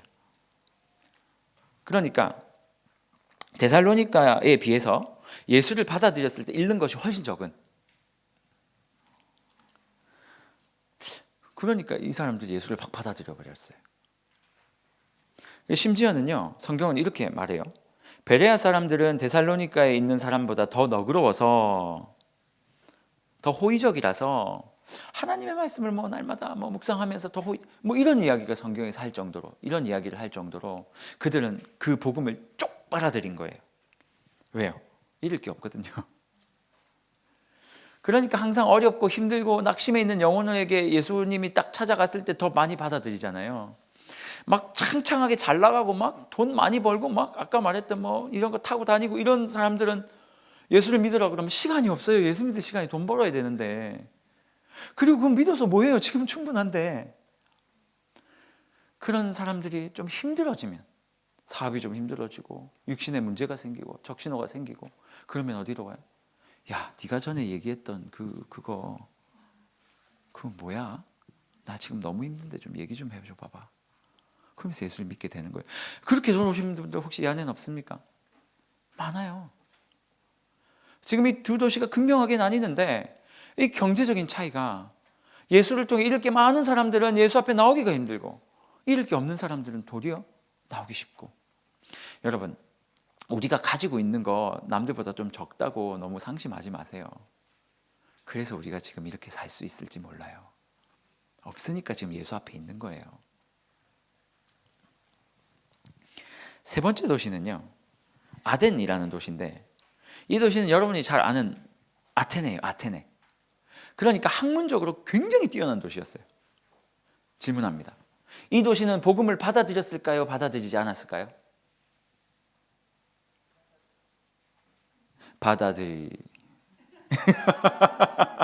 어땠을까요? 보류했어요. 보류. 네가 말하는 거는 이해는 좀 되고 흥미는 있는데 다음에 다시 한번 또 얘기하자. 아주 일부만 믿었어요. 왜 그랬을까요? 이들은 복음을 학문으로 받아들였어요. 학문으로. 이렇게 얘기를 해요. 네가 얘기하는 철학 상당히 신선하다. 왜냐하면 이 사람들은 맨날 밥 먹고 이런 얘기만 하는 사람들이었거든요. 학문이 엄청 높은 사람들이었어요. 되게 신선한데? 조금 더 얘기해봐. 논쟁거리로 삼았지 이것을 생명을 살리는 복음으로 듣지 못했던 거죠. 그냥 들으면서 고개 끄덕끄덕 교회 나와서 설교 듣고 아, 참 좋은 말이다. 그리고 집에 가고 끝난 거예요.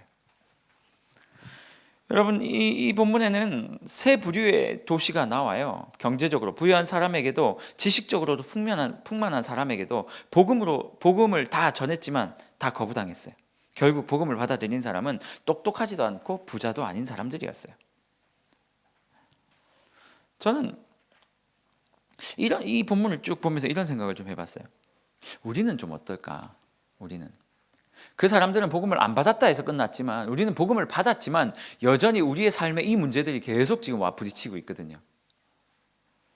예수의 말씀을 순종하자니 집안에 손해가 날 것 같고, 아무리 생각을 해도 내가 배운 공부와는 너무 다른 거예요. 내가 배운 공부와. 제가 이전 교회 때, 아이고 죄송합니다. 제 전화가 울려서 그냥 꺼주시. 아이고 죄송합니다. 제가 끄고 올라왔어야 되는데 우리 좀 아무나 좀 버리셔도 됩니다. 그래서 복음에 방해가 되는 죄송합니다. 제가 이전 교회에 있을 때 이제 그 카이스트 친구들이 많았어요, 교회. 이 친구들이 공부를 많이 하다 보니까 굉장히 박식한 거예요. 제가 한번 진화론에 대한 이야기가 좀 나왔었는데 어떤 친구가 이러더라고요. 목사님, 저는 다윈의 진화론을 다 읽어봤습니다. 그러더라고요. 저는 사실 안 읽어봤거든요. 그 어떻게 다 읽어요, 그거를. 종의 기원을 다 읽어봤대요. 굉장히 똑똑한 친구들이 많았어요. 그래서 저랑 이렇게 논쟁이 되는 친구들도 꽤 많았어요. 어릴 때 예수를 알았는데 자기가 성장하면서 과학을 그렇게 공부를 해보니까 이거 아니더라는 거예요. 굉장히 논쟁을 많이 했어요. 목사님, 이런 친구가 있는데 한번 만나주세요. 제 친구인데요. 어릴 때 예수 만나자.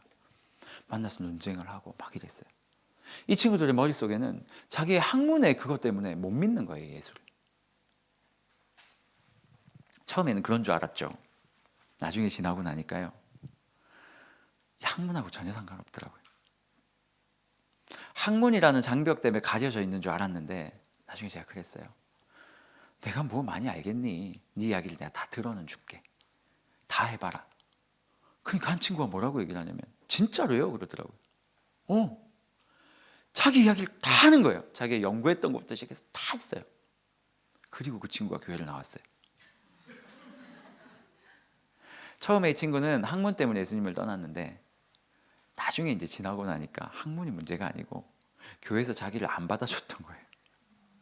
조금만 이런 얘기하면 그런 생각은 하면 안 돼. 그런 생각은 불경스럽다고. 이끼놈. 그래가지고 막 쫓겨나고 막 이랬던 거예요.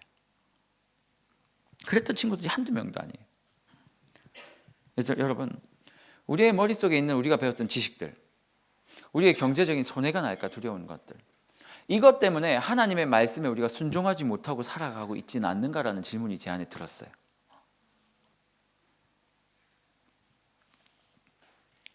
저는 좀 우리 성도님들이, 여러분들이 가지고 있던 지식 뭐 많겠죠. 뭐 경제적인 어떤 손실의 두려움 있겠죠. 저도 그런 게 있으니까요. 하지만 이 모든 것들이 예수 그리스도의 말씀에 순종하는 것 앞에서는 다 무너졌으면 좋겠어요. 만약에 우리가 그렇게 시시때때로 그것들을 무너뜨리지 않으면 결국 하나님은 우리로 하여금 하나님의 말씀대로 순종할 수밖에 없게 만드세요. 그럼 아파요. 조금 더 직설적으로 얘기하자면 말로 할 때 가자는 얘기예요. 우리 주님께서 말로 하실 때 아멘하고 가는 게 서로에게 좋지 않겠나. 18장. 이제 사도 바울은 고린도로 이제 전도를 하러 갑니다. 거기서 누굴 만나냐면 브리스길라와 아굴라를 만납니다. 참 신기하죠. 원래 이 부부는요, 로마에 살던 사람이에요. 유대인이었는데 다른 곳에서 태어난 이방에서 태어난 유대인들이었는데 이들이 장사 수완이 좋았어요. 그래서 로마에서 크게 천막 만드는 장사를 하고 있던 사람들이었어요. 그런데 그 시기에 로마에서 유대인들이 폭동을 일으킨 거예요. 그래서 이 황제가 열받아가지고 유대 본토, 그러니까 로마 본토 안에 있는 모든 유대인들 다 나가라 라고 쫓아낸 거예요. 그래서 이 사람들이 천막 만든 일을 하다가 다 짐을 싸들고 도망을 나온 거예요. 쫓겨난 거죠. 그래서 고린도에 와가지고 살고 있었던 거예요. 그때 사도 바울이 고린도에서 이 부부를 딱 만난 거예요. 근데 여러분 놀랍지 않아요? 사도 바울의 이 직업이 뭐였어요? 천막 만드는 사람이었잖아요. 유대인이면서 천막 만드는 사람을 만난 거예요, 고린도에서. 그 둘이 딱 마음이 맞아가지고 사도 바울이 거기서 일을 하면서 그 브리스길라와 아굴라 집에서 유하면서 천막을 만들면서 복음을 증거한 거예요, 고린도에서. 이 부분은 처음에는 진짜 재수가 없는 거예요. 왜 하필이면 우리가 여기서 살 때 폭동을 일으켰고 그 폭동 때문에 우리가 왜 가업을 다 잃고 고린도까지 가야 돼? 얼마나 부부가 이게 마음이 아팠을까요? 궁시렁궁시렁 거리면서 나왔겠죠. 고린도에 앉아가지고 궁시렁궁시렁 거리면서 살았겠죠. 그런데 여러분, 자신의 인생의 최대 위기인 줄 알았던 그 위기의 인생이 고린도에서 최고의 인생이 되어버린 거예요. 사도 바울 만나가지고. 자기가 완전히 전락한 줄 알았는데 영적으로 가장 화려한 인생이 시작된 거예요. 어제 이 본문 보면서 이런 생각했어요. 하나님 그렇습니다. 우리 하나님은 전화위복의 하나님이십니다. 지금 내 삶을 꺾으셔도 이게 꺾인 게 아니고 하나님을 위해서 더 잘 나갈 수 있도록, 세상에서의 성공을 말하는 게 아니라 주님 안에서 진짜 잘 나갈 수 있도록 우리의 삶을 연단시키는 하나님이구나. 그럼 고난이 딱 오면 어떤 생각하면 돼요? 이 고난 끝에 어떤 기쁨이 나에게 올까? 이거 어떤 기쁨이 올까? 이런 것들을 좀 생각하는 여러분이 됐으면 좋겠어요. 기가 막힌 방법이에요. 세상의 모든 역사까지도 하나님의 일 가운데 사용하시는 하나님. 주식 떨어져도, 경제가 좀 어려워져도 여러분 너무 고민하지 마세요. 왜요? 하나님께서 다 우리를 책임지실 거니까. 고린도에서 그렇게 복음을 전하고 있던 사도 바울, 4절에서 17절까지 사도 바울은요, 안식일마다 회당에서 성경을 가지고 강론을 했습니다. 3절에 그렇게 말하고 있죠. 어떤 이야기를 강론했어요? 십자가 예수가 바로 그리스도다. 이게 복음이에요, 여러분. 딱 유대인에게 있어서. 십자가 예수, 니네가 죽인 그분이 예수 그리스도니까 니네들 회개하고 돌아와라. 이것만 인정되면 유대인들은 끝나는 거예요. 이것만 딱 인정되면 앞도 알고 뒤도 알기 때문에 유대인들은 이 키 하나가 딱 없는 거거든요. 예수가 누구냐, 이것만 해결되면 되는 사람들이에요. 그러니까 그렇게 복음을 딱 전한 거예요. 그때에 베레아 사람들이 말씀도 받고 성경도 상고하고 이런 이야기가 쭉 나옵니다. 아덴에서 복음 전하는 이야기도 쭉 나오는데 넘어가도록 하겠습니다. 자, 안디옥으로 복귀하는 이야기. 아까 제가 안디옥 이야기를 잠깐 했죠. 안디옥 이야기를. 안디옥에서 사도 바울이 보냄을 받았어요. 그리고 나서 사도 바울은 오늘 18장 18절에서 22절 사이에 안디옥으로 다시 돌아갑니다. 2차 전도 여행을 무사히 마치고 안디옥으로 복귀합니다. 아마 이 시간을 통해서 사도 바울은 그 치열하게 살았던 그 순간들을 좀 내려놓고 조금 쉼의 시간을 갖지 않았을까라는 생각들을 해봅니다. 안디옥 교회에서 뭐 했을까요? 저는 이런 거 했을 것 같아요. 사역을 좀 회고하고 반성하고. 우리 목사님이 그런 얘기 하셨잖아요. 우리 교회 안에 있으면 사실 해야 될 일 너무 많고 머리 생각할 시간도 없고, 그래서 가끔 외부 집회 나가시면 그때 사람들 안 만나고 이렇게 산책도 하고 하시면서 본인의 사역도 점검하시고 이렇게 하신다고. 아마 사도 바울이 그런 시간을 갖지 않았을까 싶어요. 이 본문을 쭉 보면서 이런 생각을 했어요. 아까도 잠깐 이야기했지만 나를 파송했던 그 교회 있잖아요. 나의 영적인 고향. 그런 엘림, 그런 것이 우리의 인생에 반드시 필요하고 또 하나님이 허락해 주실 거예요. 저는 이런 생각을 좀 해봤어요. 이 땅에 있는 교회가 좀 안디옥 교회와 같이 좀 되면 좋겠다. 이 안디옥 교회는요, 아픔, 힘듦도 없어요. 지금 현재는. 사도 바울을 파송했고 그 선교사가 그렇게 힘들 때 다시 돌아와서 좀 쉬다가 다시 3차 여행을 떠나고 이랬던 거처하는 곳이었으니까 좀 교회가 이런 곳이면 좋겠다. 세상에서 치열하게 싸웠던, 세상에서 치열하게 그리스도의 복음 안에서 싸우면서 막 생채기 나고 상처받고 아프고 힘들고 하던 성도들이 교회만 오면 위로를 받고 평안을 얻고 안식을 누리고, 좀 교회가 이런 공동체가 되면 좋겠다. 그 성도들이 또 월요일부터 나가서 하나님 앞에서 그 세상 가운데서 치열하게 복음 가지고 살다가 상처받고 또 교회로 나오고. 어떤 지체가 저한테 물었어요. 목사님, 말씀이 은혜가 안 된대요. 때때로 교회 나와서 설교를 들어도 은혜가 안 되고 예배가 은혜가 안 된다. 그래서 제가 뭐라고 얘기했는지 아세요? 그건 예배가 은혜가 되는 게 아니라 당신이 잘못 살아서 그렇다. 여러분 보세요. 세상 나가서 복음 때문에 두들겨 맞고 예수 이름 전하다가 손해보고 이런 심령을 가진 자가 주일날 교회 와서 어떻게 안 울 수가 있어요? 하나님 때문에 그렇게 힘들게 주님과 그렇게 해서 세상과 그렇게 살았는데 교회 와서 전해지는 그 하나님의 말씀을 듣고 하나님 앞에 찬양하면서 어떻게 우리의 마음이 위로받지 않고 울지 않을 수 있냐고. 그래서 청년들한테 설교하면서 그렇게 얘기했어요. 주이스에서. 우리가 은혜를 받지 못하는 이유는 우리가 세상 가운데 하나님 말씀대로 안 살기 때문이다. 치열하게 세상에서 삶의 예배를 드린 사람은 교회 들어오면 반드시 은혜 받을 수밖에 없다. 왜요? 아프잖아요. 세상에서 그거 안 하니까 교회 오면 뭐 요구하는 줄 아세요? 다른 거 보는 거예요. 김 집사님 무슨 핸드백 갖고 다니는지. 말할 때 왜 저렇게 말해? 왜 약속 시간이 자꾸 늦어? 내가 지난번에 커피 샀는데 왜 안 사는 거야? 오늘 성경 말씀 이게 성경 공부 다락방 나눈 공부 왜 이렇게 어려워? 우리 순장은 왜 이렇게 말을 많이 해? 왜 이렇게 길어? 예배 시간에 왜 자꾸 일어났다 앉으라 그래? 찬양 왜 이렇게 길게 하는 거야? 설교는 또 왜 이렇게 길어? 이런 얘기 안 나오겠어요, 여러분? 지금 사도 바울이 안디옥 교회로 들어가면서 그 제자들과 함께 여러 날 있었다 뭐 이런 표현을 하고 있는데 안디옥 교회에 들어가면서 그가 그토록 하나님 앞에 은혜를 받고 회복하고 그렇게 자기 자신의 그냥 친정 간 것처럼 이런 마음을 가질 수 있는 이유는 그 교회가 미궁처럼 혹은 엘림처럼 그렇게 자기 자신에게 위로를 받을 수 있는 이유는 그가 그토록 밖에 나아가서 예수 그리스도 때문에 그토록 아픈 인생을 살았기 때문이에요.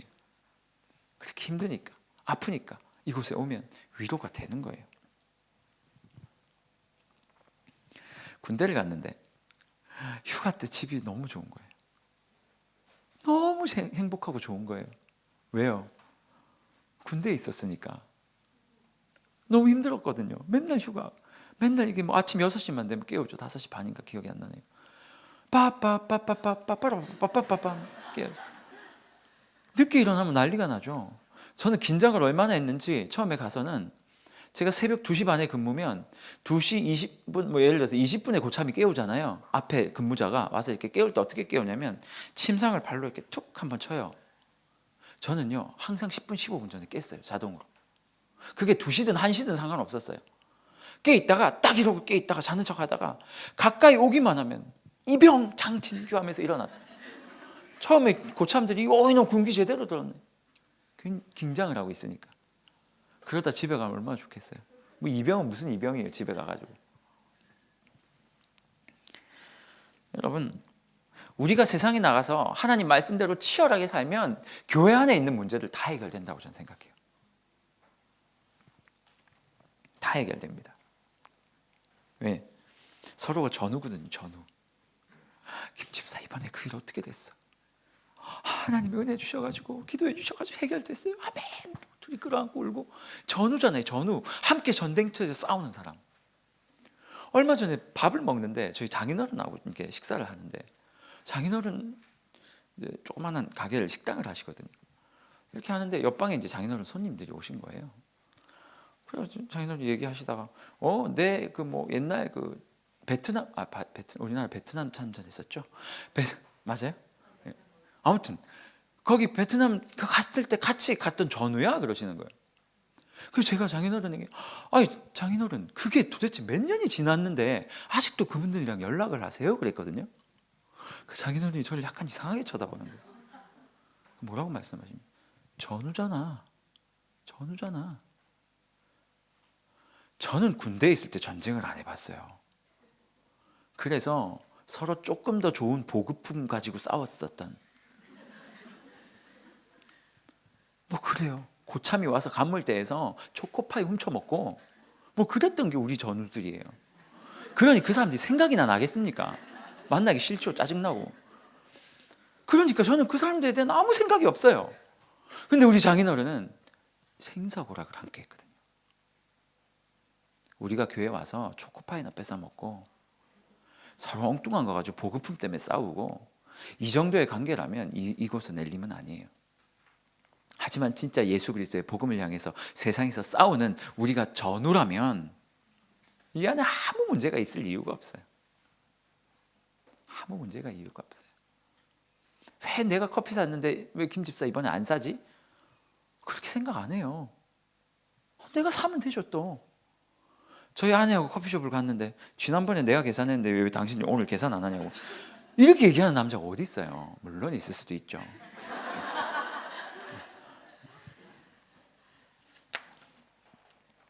저는 한국 교회가 회복해야 될 것, 우리 공동체가 회복해야 될 것은 더 친절해지는 게 아니라 복음 가지고 처절하게 살아가는 방법을 공유하는 거라고 생각합니다. 바울에게는 두 가지밖에 없었어요. 아군이거나 적군이거나. 그래서 적군과는 싸웠고 아군과는 모든 것을 나눴어요. 목숨까지도. 우리도 딱 그래야 돼요. 교회에 있는 아군과 우리가 또 싸우고 우리가 또 복음 전해야 될 적군이라고 말을 표현해서 죄송하지만 세상과 세상 사람들과 우리 아군들 이렇게 두 부류밖에 없어야만 해요. 이제 사도 바울은 18장 23절부터 3차 전도 여행을 시작합니다. 짧게 그곳에서 회복한 다음에 전도 여행을 시작합니다. 19장에는 에베소 전도를 하죠. 여러분들이 잘 아는 이야기들이에요. 첫 번째 13절에서 16절까지 마술사 일행과 마술사 일행이 사도 바울이 들어가가지고 막 옷깃만 스쳐도 막 되고 귀신도 예수의 이름으로 막 쫓아내고 하니까 그때 당시에 에베소에 살던 그 마술사들이 사도 바울을 보면서 그 일행들을 보면서 너무 신기했던 거예요. 왜냐하면 그들은 마술로 거의 사단의 졸개들이었죠. 사람들에게 마술 이런 거 신비한 일들을 펼치면서 돈을 벌어먹고 살았던 사람이니까 자기보다 더 강력한 사람이 나타났으니까 그에게 배운 거예요.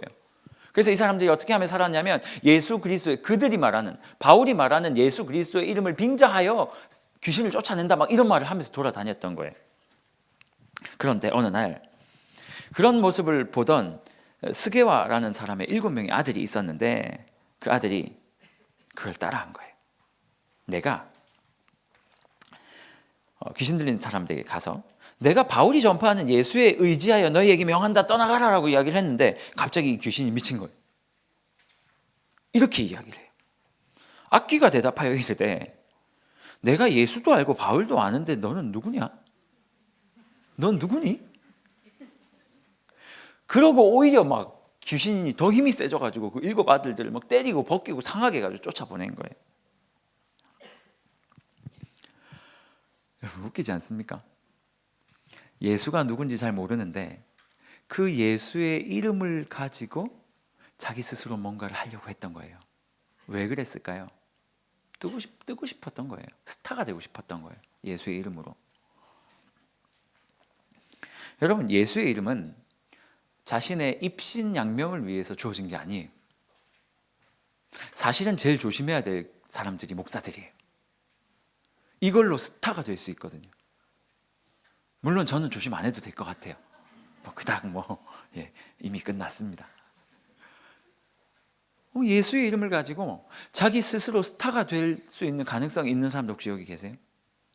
꼭 그렇지 않더라도 예수의 이름으로 나의 어떤 것들을 소유하기를 원하는 마음이 혹시 있으십니까?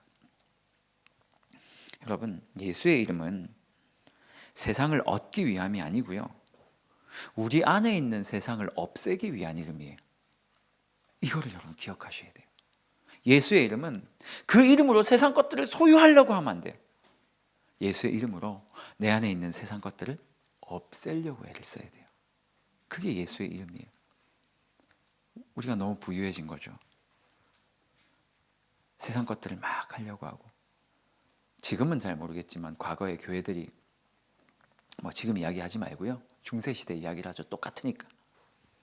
중세시대 때 교회들이 예수의 이름으로 점차 성공하려고 했었어요.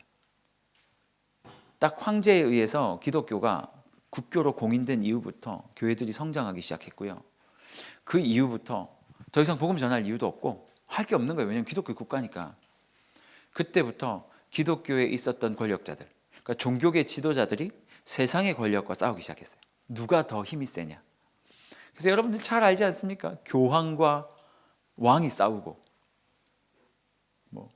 무슨 굴욕 이러면서 교황과 왕이 싸워가지고 어떤 때는 왕이 이기고 어떤 때는 교황이 이기고 이 힘싸움을 했단 말이에요.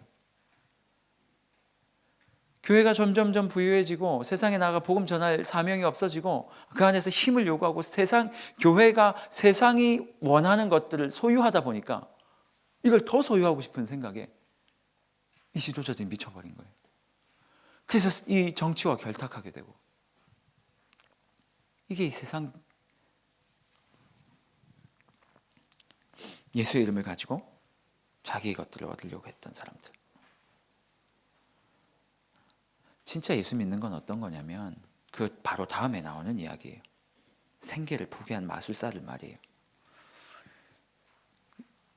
바울의 전도를 듣고 복음 듣고 마술사들이 반응하기 시작했어요.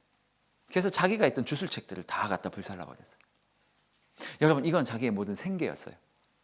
그 책들에서 적힌 거 거기서 배운 거를 가지고 돈 벌어먹고 살았던 게 주술사 마술사들이었어요. 예수의 복음을 받고 나니까 그게 아닌 거예요. 그러니까 다 태워버렸어요. 너무 다르지 않아요?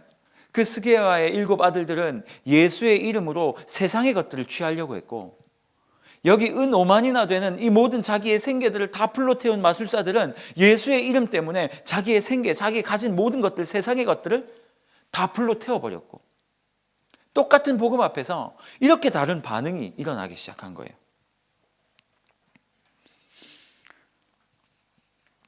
여러분들 어떻게 살고 계세요? 예수 믿으면 세상의 것들을 포기하는 겁니다. 제 안에도 자꾸 욕망들이 생겨요. 세상의 것들을 취하고 싶은, 인기를 갖고 싶은, 아니면 사람들에게 박수를 받고 싶은, 좀 더 편하게 살고 싶은 그런 욕망들이 끊임없이 생기는 거예요. 그때마다 예수의 이름을 어떻게 사용한다고요?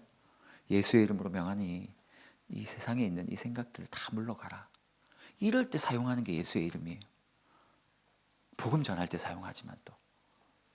근데 이걸 가지고 예수의 이름으로 명하노니 로또 당첨될지어다. 여러분 우리가 웃지만 진짜 이런 마음으로 살 때가 너무 많잖아요. 예수의 이름으로 명하노니 공부는 안 했지만 내 사랑하는 아들이 서울대 갈지어다. 왜 서울대 보내려고 그러세요? 공부한 사람들이 가는 곳이에요. 서울대는. 아니면 1000명에 1명 나올까 말까 한 공부 안 해도 갈 수 있는 천재들이나. 예수의 이름으로 세상의 것들을 자꾸 걷어내시기를 바라요. 그리고 이제 하나님께서 21절에 바울에게 이렇게 말씀하세요. 예루살렘에 갔다가 이제 로마도 봐야 되지 않겠냐. 이제 로마로 가라. 여러분 바울의 인생을 주관하는 거는요. 사도행전 1장 8절 말씀이에요. 제가 키 구절이라 그랬죠. 사도행전에 하나님의 복음이 세계 만방까지 전파되는 거. 그게 사도 바울의 딱 인생을 주관하는 키였어요. 그러니 사도 바울이 로마로 가야 되는 이유는 명확했어요. 로마로 가면 그 로마라는 모든 길은 로마로 통한다 그랬으니까 로마를 통해서 복음이 세계 만방 가운데 퍼져나가리라는 확신이 있었어요. 그래서 사도 바울은 로마로 가기를 원했습니다. 시간이 없어서 좀 넘어가도록 하겠습니다. 그리고 아무튼 데메드리오 소동이 있었고요. 복음을 전하는데 걸림돌이 좀 있었지만 어쨌든 다 해결이 됐습니다. 20장 이제 마게도니아로 이제 전도하게 됩니다. 뒷부분은 제가 안 할 거예요. 그 무슨 천부장 앞에 나가고 이거는 그냥 계속 나가서 복음 전하고 이런 내용으로 끝나니까 그 부분은 좀 간략하게 넘어갈 거고요. 20장이랑 한두 개만 좀 보고 마치도록 하겠습니다. 마게도니아에 바울이 갔는데 그렇게 설교를 하고 있는데 갑자기 저기 난간에 자고 있던 유두고라는 사람이 갑자기 난간에서 졸기 시작하더니 이제 바울이 떠나야 되니까 많이 설교를 해야 되는 거예요. 마지막이니까. 제가 예전 그 전전 교회 때 이제 청년들을 너무 사랑했는데 이제 곧 떠나야 될 날이 오고 그래가지고 제가 너무 마음이 아픈 거예요. 그래서 뭐라 그랬냐면 지금부터 6개월 동안 새벽기도 나와라 그랬어요. 매일 나오라는 얘기는 아니고 토요일 새벽기도 나와라. 그래서 새벽기도 끝나자마자 모아놓고 3시간씩 4시간씩 성경을 계속 가르쳤어요. 6개월 정도. 왜요? 줄 수 있는 게 그거밖에 없잖아요. 너무 사랑하는 청년들이었는데 난 이제 가야 되고 계속 설교를 했어요. 사도 바울이 딱 그 마음이었을 거예요. 계속 강의를 한 거예요. 말씀을 전하고. 그러니까 이 마음은 원이로 돼 육신이 약해가지고 유두고가 이렇게 있다가 이러다 뚝 떨어졌는데 죽어버린 거예요. 난리가 났어요. 바울이 괜찮다, 데리고 와라. 바울이 그를 위해서 기도했고 그가 어떻게 됐을까요? 살아났어요. 여러분 질문, 왜 하필이면 이때 유두고가 떨어져 죽었을까요? 그리고 왜 바울이 기도했는데 얘가 또 살아났을까요? 지금 이 본문에서 이야기하는 거는요, 유두고가 죽었다, 바울이 능력이 있다, 이걸 얘기하는 게 아니에요. 지금 아니면 뭐 설교 시간에 졸면 죽는다 뭐 이런 얘기를 하는 거 아니에요. 막 설교 시간에 꾹 이러는데 뭐 목이 꾹 떨어지고 뭐 이런 거 아니에요. 이런 이야기를 하는 게 아니라 지금 이 본문의 요점은 뭐냐면 유두고가 살아났다는 거예요. 바울은 어디로 가는데요? 죽으러 가는데. 바울은 지금 죽으러 가는 거잖아요. 제자들이 막 말린단 말이에요. 선생님 안 됩니다. 뭐 심지어는 그 어떤 사람 와가지고 그러잖아요. 막 자기 몸을 결박해 놓고 이 띠의 임자가 이렇게 될 거다, 로마로 가면 이렇게 될 거다, 절대 가지 말라, 막 그러면서 가지 말라고 막 말리잖아요. 그렇게 그럼에도 불구하고 바울은 자기가 죽으러 가는 걸 알면서도 그 길을 가는 바울 앞에서 한 사람이 죽었다가 다시 살아난 장면이 연출됐다면, 연출이 아니고 그게 벌어졌단 말이에요. 바울이 뭘 봤을까요? 엄청나게 위로가 됐을 거예요. 그래 제자들아, 바울에게도 위로됐고 제자들에게도 위로됐고, 봐봐, 내가 지금 죽으러 가는 것 때문에 니네들이 나 말리고 있잖아. 근데 봐봐라, 난 죽으러 가는 게 아니야. 우리는 다 죽을 거야. 근데 죽고 나면 하나님께서 우리 살리실 거야. 그러니까 뭐 이 인생 가운데 내가 살려고 발버둥 치는 게 아니라 빨리 가서 죽자. 그냥 하나님 원하시는 대로 죽으러 가자. 그러면 그 끝에 부활이 있을 거니까, 다시 살리신 하나님의 은혜가 있을 거니까 너희들 너무 그렇게 걱정하지 마라. 이 이야기 하고 있는 거예요 지금. 여러분, 부활을 기대하는 자만 세상에서 죽음을 선택할 수 있습니다. 지금 예수 위에서 핍박당하다가 죽어서 끝나는 인생이라면 누가 하겠어요 그거? 하나님 아무리 사랑해도 여러분 할 수 있겠어요? 너무 고마운데 그냥 죽으면 끝이에요. 천국이 없어요. 그럼 못하죠. 하지만 하나님께서 우리에게 부활을 약속하셨어요. 그래서 우리가 하나님 앞에서 그렇게 우리의 생명을 내어드리고 살 수 있는 거죠. 사도 바울은 이 사건에 힘입어서 위로를 받고 야 빨리 가야 되겠다라는 마음을 먹어요.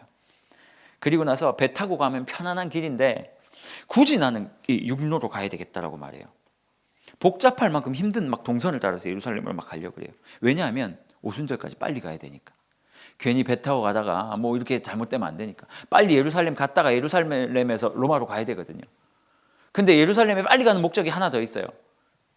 사람들이 그 오순절이 끝나기 전에 가야 돼요. 다르게 생각을 하면 오순절날 유대인들이 다 모여서 하나님 앞에 예배 드린 다음에 다 흩어지잖아요. 그러고 나서 유대인이 없을 때 들어가면 굉장히 안전하잖아요. 유대인들이 다 자기 싫어하는데. 근데 굳이 유대인들이 있을 때 가겠다는 거예요. 왜요? 그들에게도 복음 전해야 되니까. 사도 바울의 전 인생은 복음을 전하기 위해서 어려움을 마다하지 않는 인생이었어요. 그래서 막 억지로 예루살렘 빨리 가려고 사도 바울이 막 뛰어다니기 시작한 거예요. 그리고 마지막으로 고백 설교를 해요. 바울의 가르침이 뭐냐면 18절에서 21절. 겸손과 눈물과 시험을 참고 주를 섬긴 것, 유익한 것을 거침없이 가르쳤고 회개와 믿음에 대해 증언한 것, 내가 너에게 가르쳤는 이것들 절대로 잊지 말라라고 말하면서 앞으로 나는 결박과 환난을 받을 건데 걱정하지 말라라고 이야기를 합니다. 그리고 앞으로 교회에 이런 환난이 있을 거다라고 29절 30절에 말을 하는데, 무슨 환난이냐면 외부 환난, 즉 이단이 교회 안에 들어올 것이고, 두 번째는 내부의 환난이 있을 거다. 그건 누구냐면 여기 있는 자들 중에 자기 사람을 만들려고 거짓말을 하는 사람이 생길 거다. 실제로 그런 사람들이 생기죠. 지금도 마찬가지죠.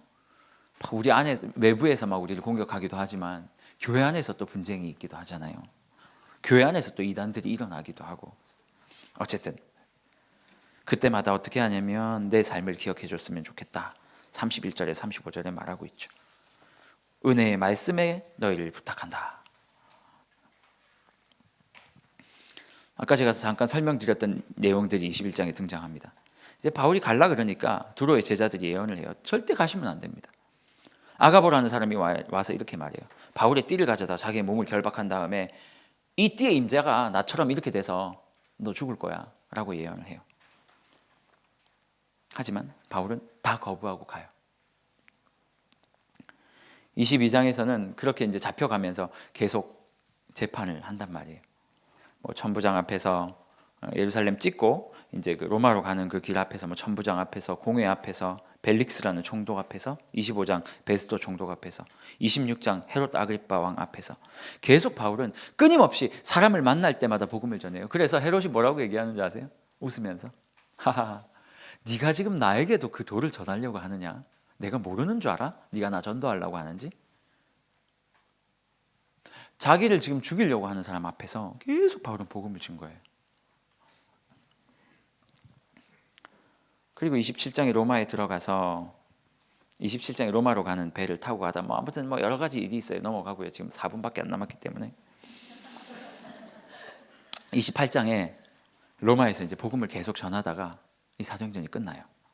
사도행전 마지막 절 이렇게 말하고 있죠. 바울이 온 이태를 자기 셋집에 머물면서 자기에게 오는 사람을 다 영접하고 하나님 나라를 전파하며 주 예수 그리스도에 관한 모든 것을 담대하게 거침없이 가르쳤다.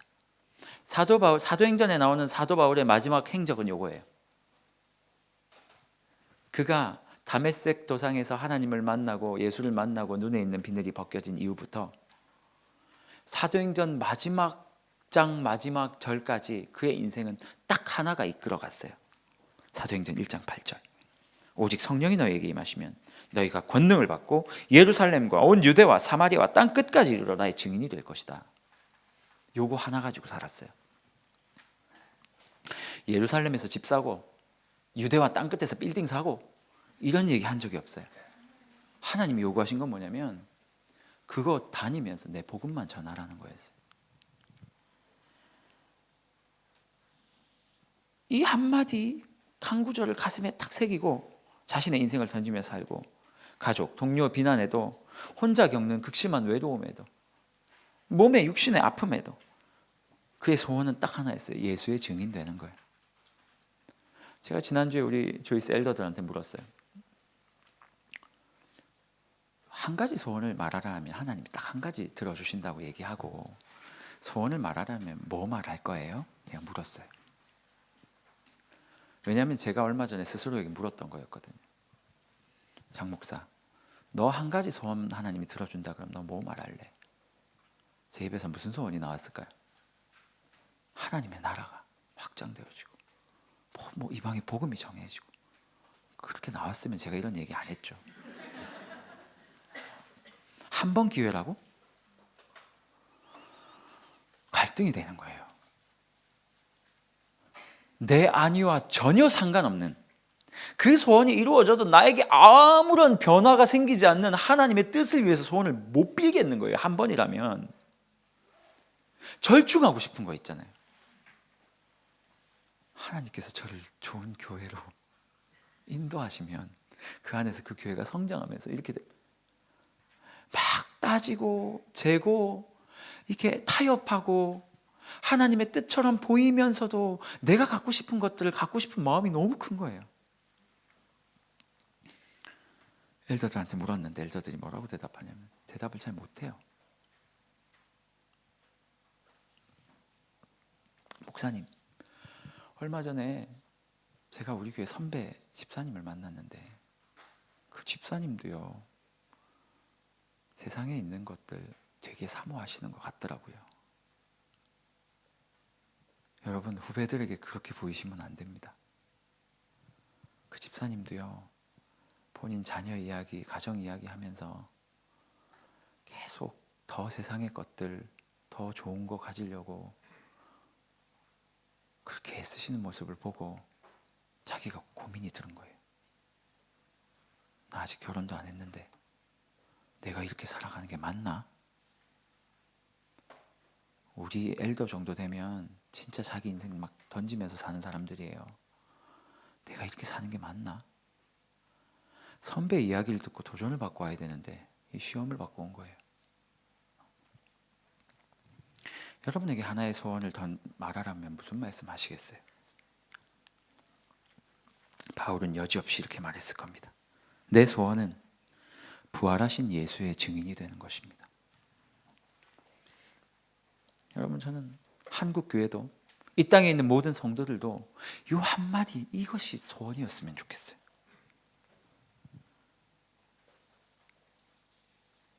하나님의 증인 되는 것. 김 집사님, 소원이 뭐예요? 나 하나님의 증인이 되고 싶어요. 그래서 만나는 사람마다 하나님의 증인으로 살고 싶어요. 장로님, 소원이 뭐세요? 장로님, 집이 그렇게 힘든데 소원 빌려면 좀 돈 좀 구하고 하시지 왜 그런 소원을 구하세요? 아니에요, 목사님. 제 소원은요, 제가 지금 전도하는 이분들 있잖아요. 이분들 교회 나와서 예수 믿고 하나님 안에 살아가고 저와 같이 전도하러 다니는 거예요. 한국교회 성도들이 이 소원만 가진다면 전 한국교회에 있는 모든 문제는 다 사라진다고 생각합니다. 여러분, 이 강의에 오신 여러분들만이라도 여러분의 평생의 소원이 사도행전 1장 8절이 되길 바라요. 온 유대와 사마리아 땅끝까지 그리스도의 증인이 되는 삶, 이 삶이 나의 인생을 이끌어가서 때려도 기쁘고 아파도 행복하고, 남들이 너 왜 그런 인생을 사냐, 좀 잘 먹고 잘 사지 왜 그렇게 사냐, 아니야, 내가 원하는 거 그거 아니야. 우린 다시 부활할 거거든. 그래서 나는 이 육신 괜찮아. 나중에 부활할 때 하나님 앞에 나는 당당하게 얘기할 거야. 하나님, 내 소원대로 난 주님의 증인으로 살았습니다. 그렇게 고백할 수 있는 여러분들이 되시기를 예수님의 이름으로 축원합니다. 기도하겠습니다. 사랑의 하나님, 사도행전 본문을 주님의 은혜로 잘 살펴볼 수 있도록 도와주셔서 감사합니다. 사도 바울이 그렇게 살았던 것처럼 우리도 그렇게 살기를 원합니다. 너희는 나를 본받아라. 사도 바울의 그 말처럼 마지막 하나님 앞에 섰을 때에 우리 후배들에게 그런 말을 남기고 떠나길 원합니다. 나는 평생 세상이 아니라 예수의 이름에 예수 그리스도의 그 십자가의 증인으로 살았으니 사랑하는 후배들아, 너희들도 나를 본받아 살길 바란다. 오직 우리의 목적이, 삶의 목표가 예수 그리스도의 증인 되는 것, 이것이기를 바랍니다. 하나님, 은혜 주시고 우리 한국교회와 전 성도들이 주님의 증인 될 수 있도록 역사하여 주옵소서. 예수님의 이름으로 기도합니다. 아멘. 수고하셨습니다.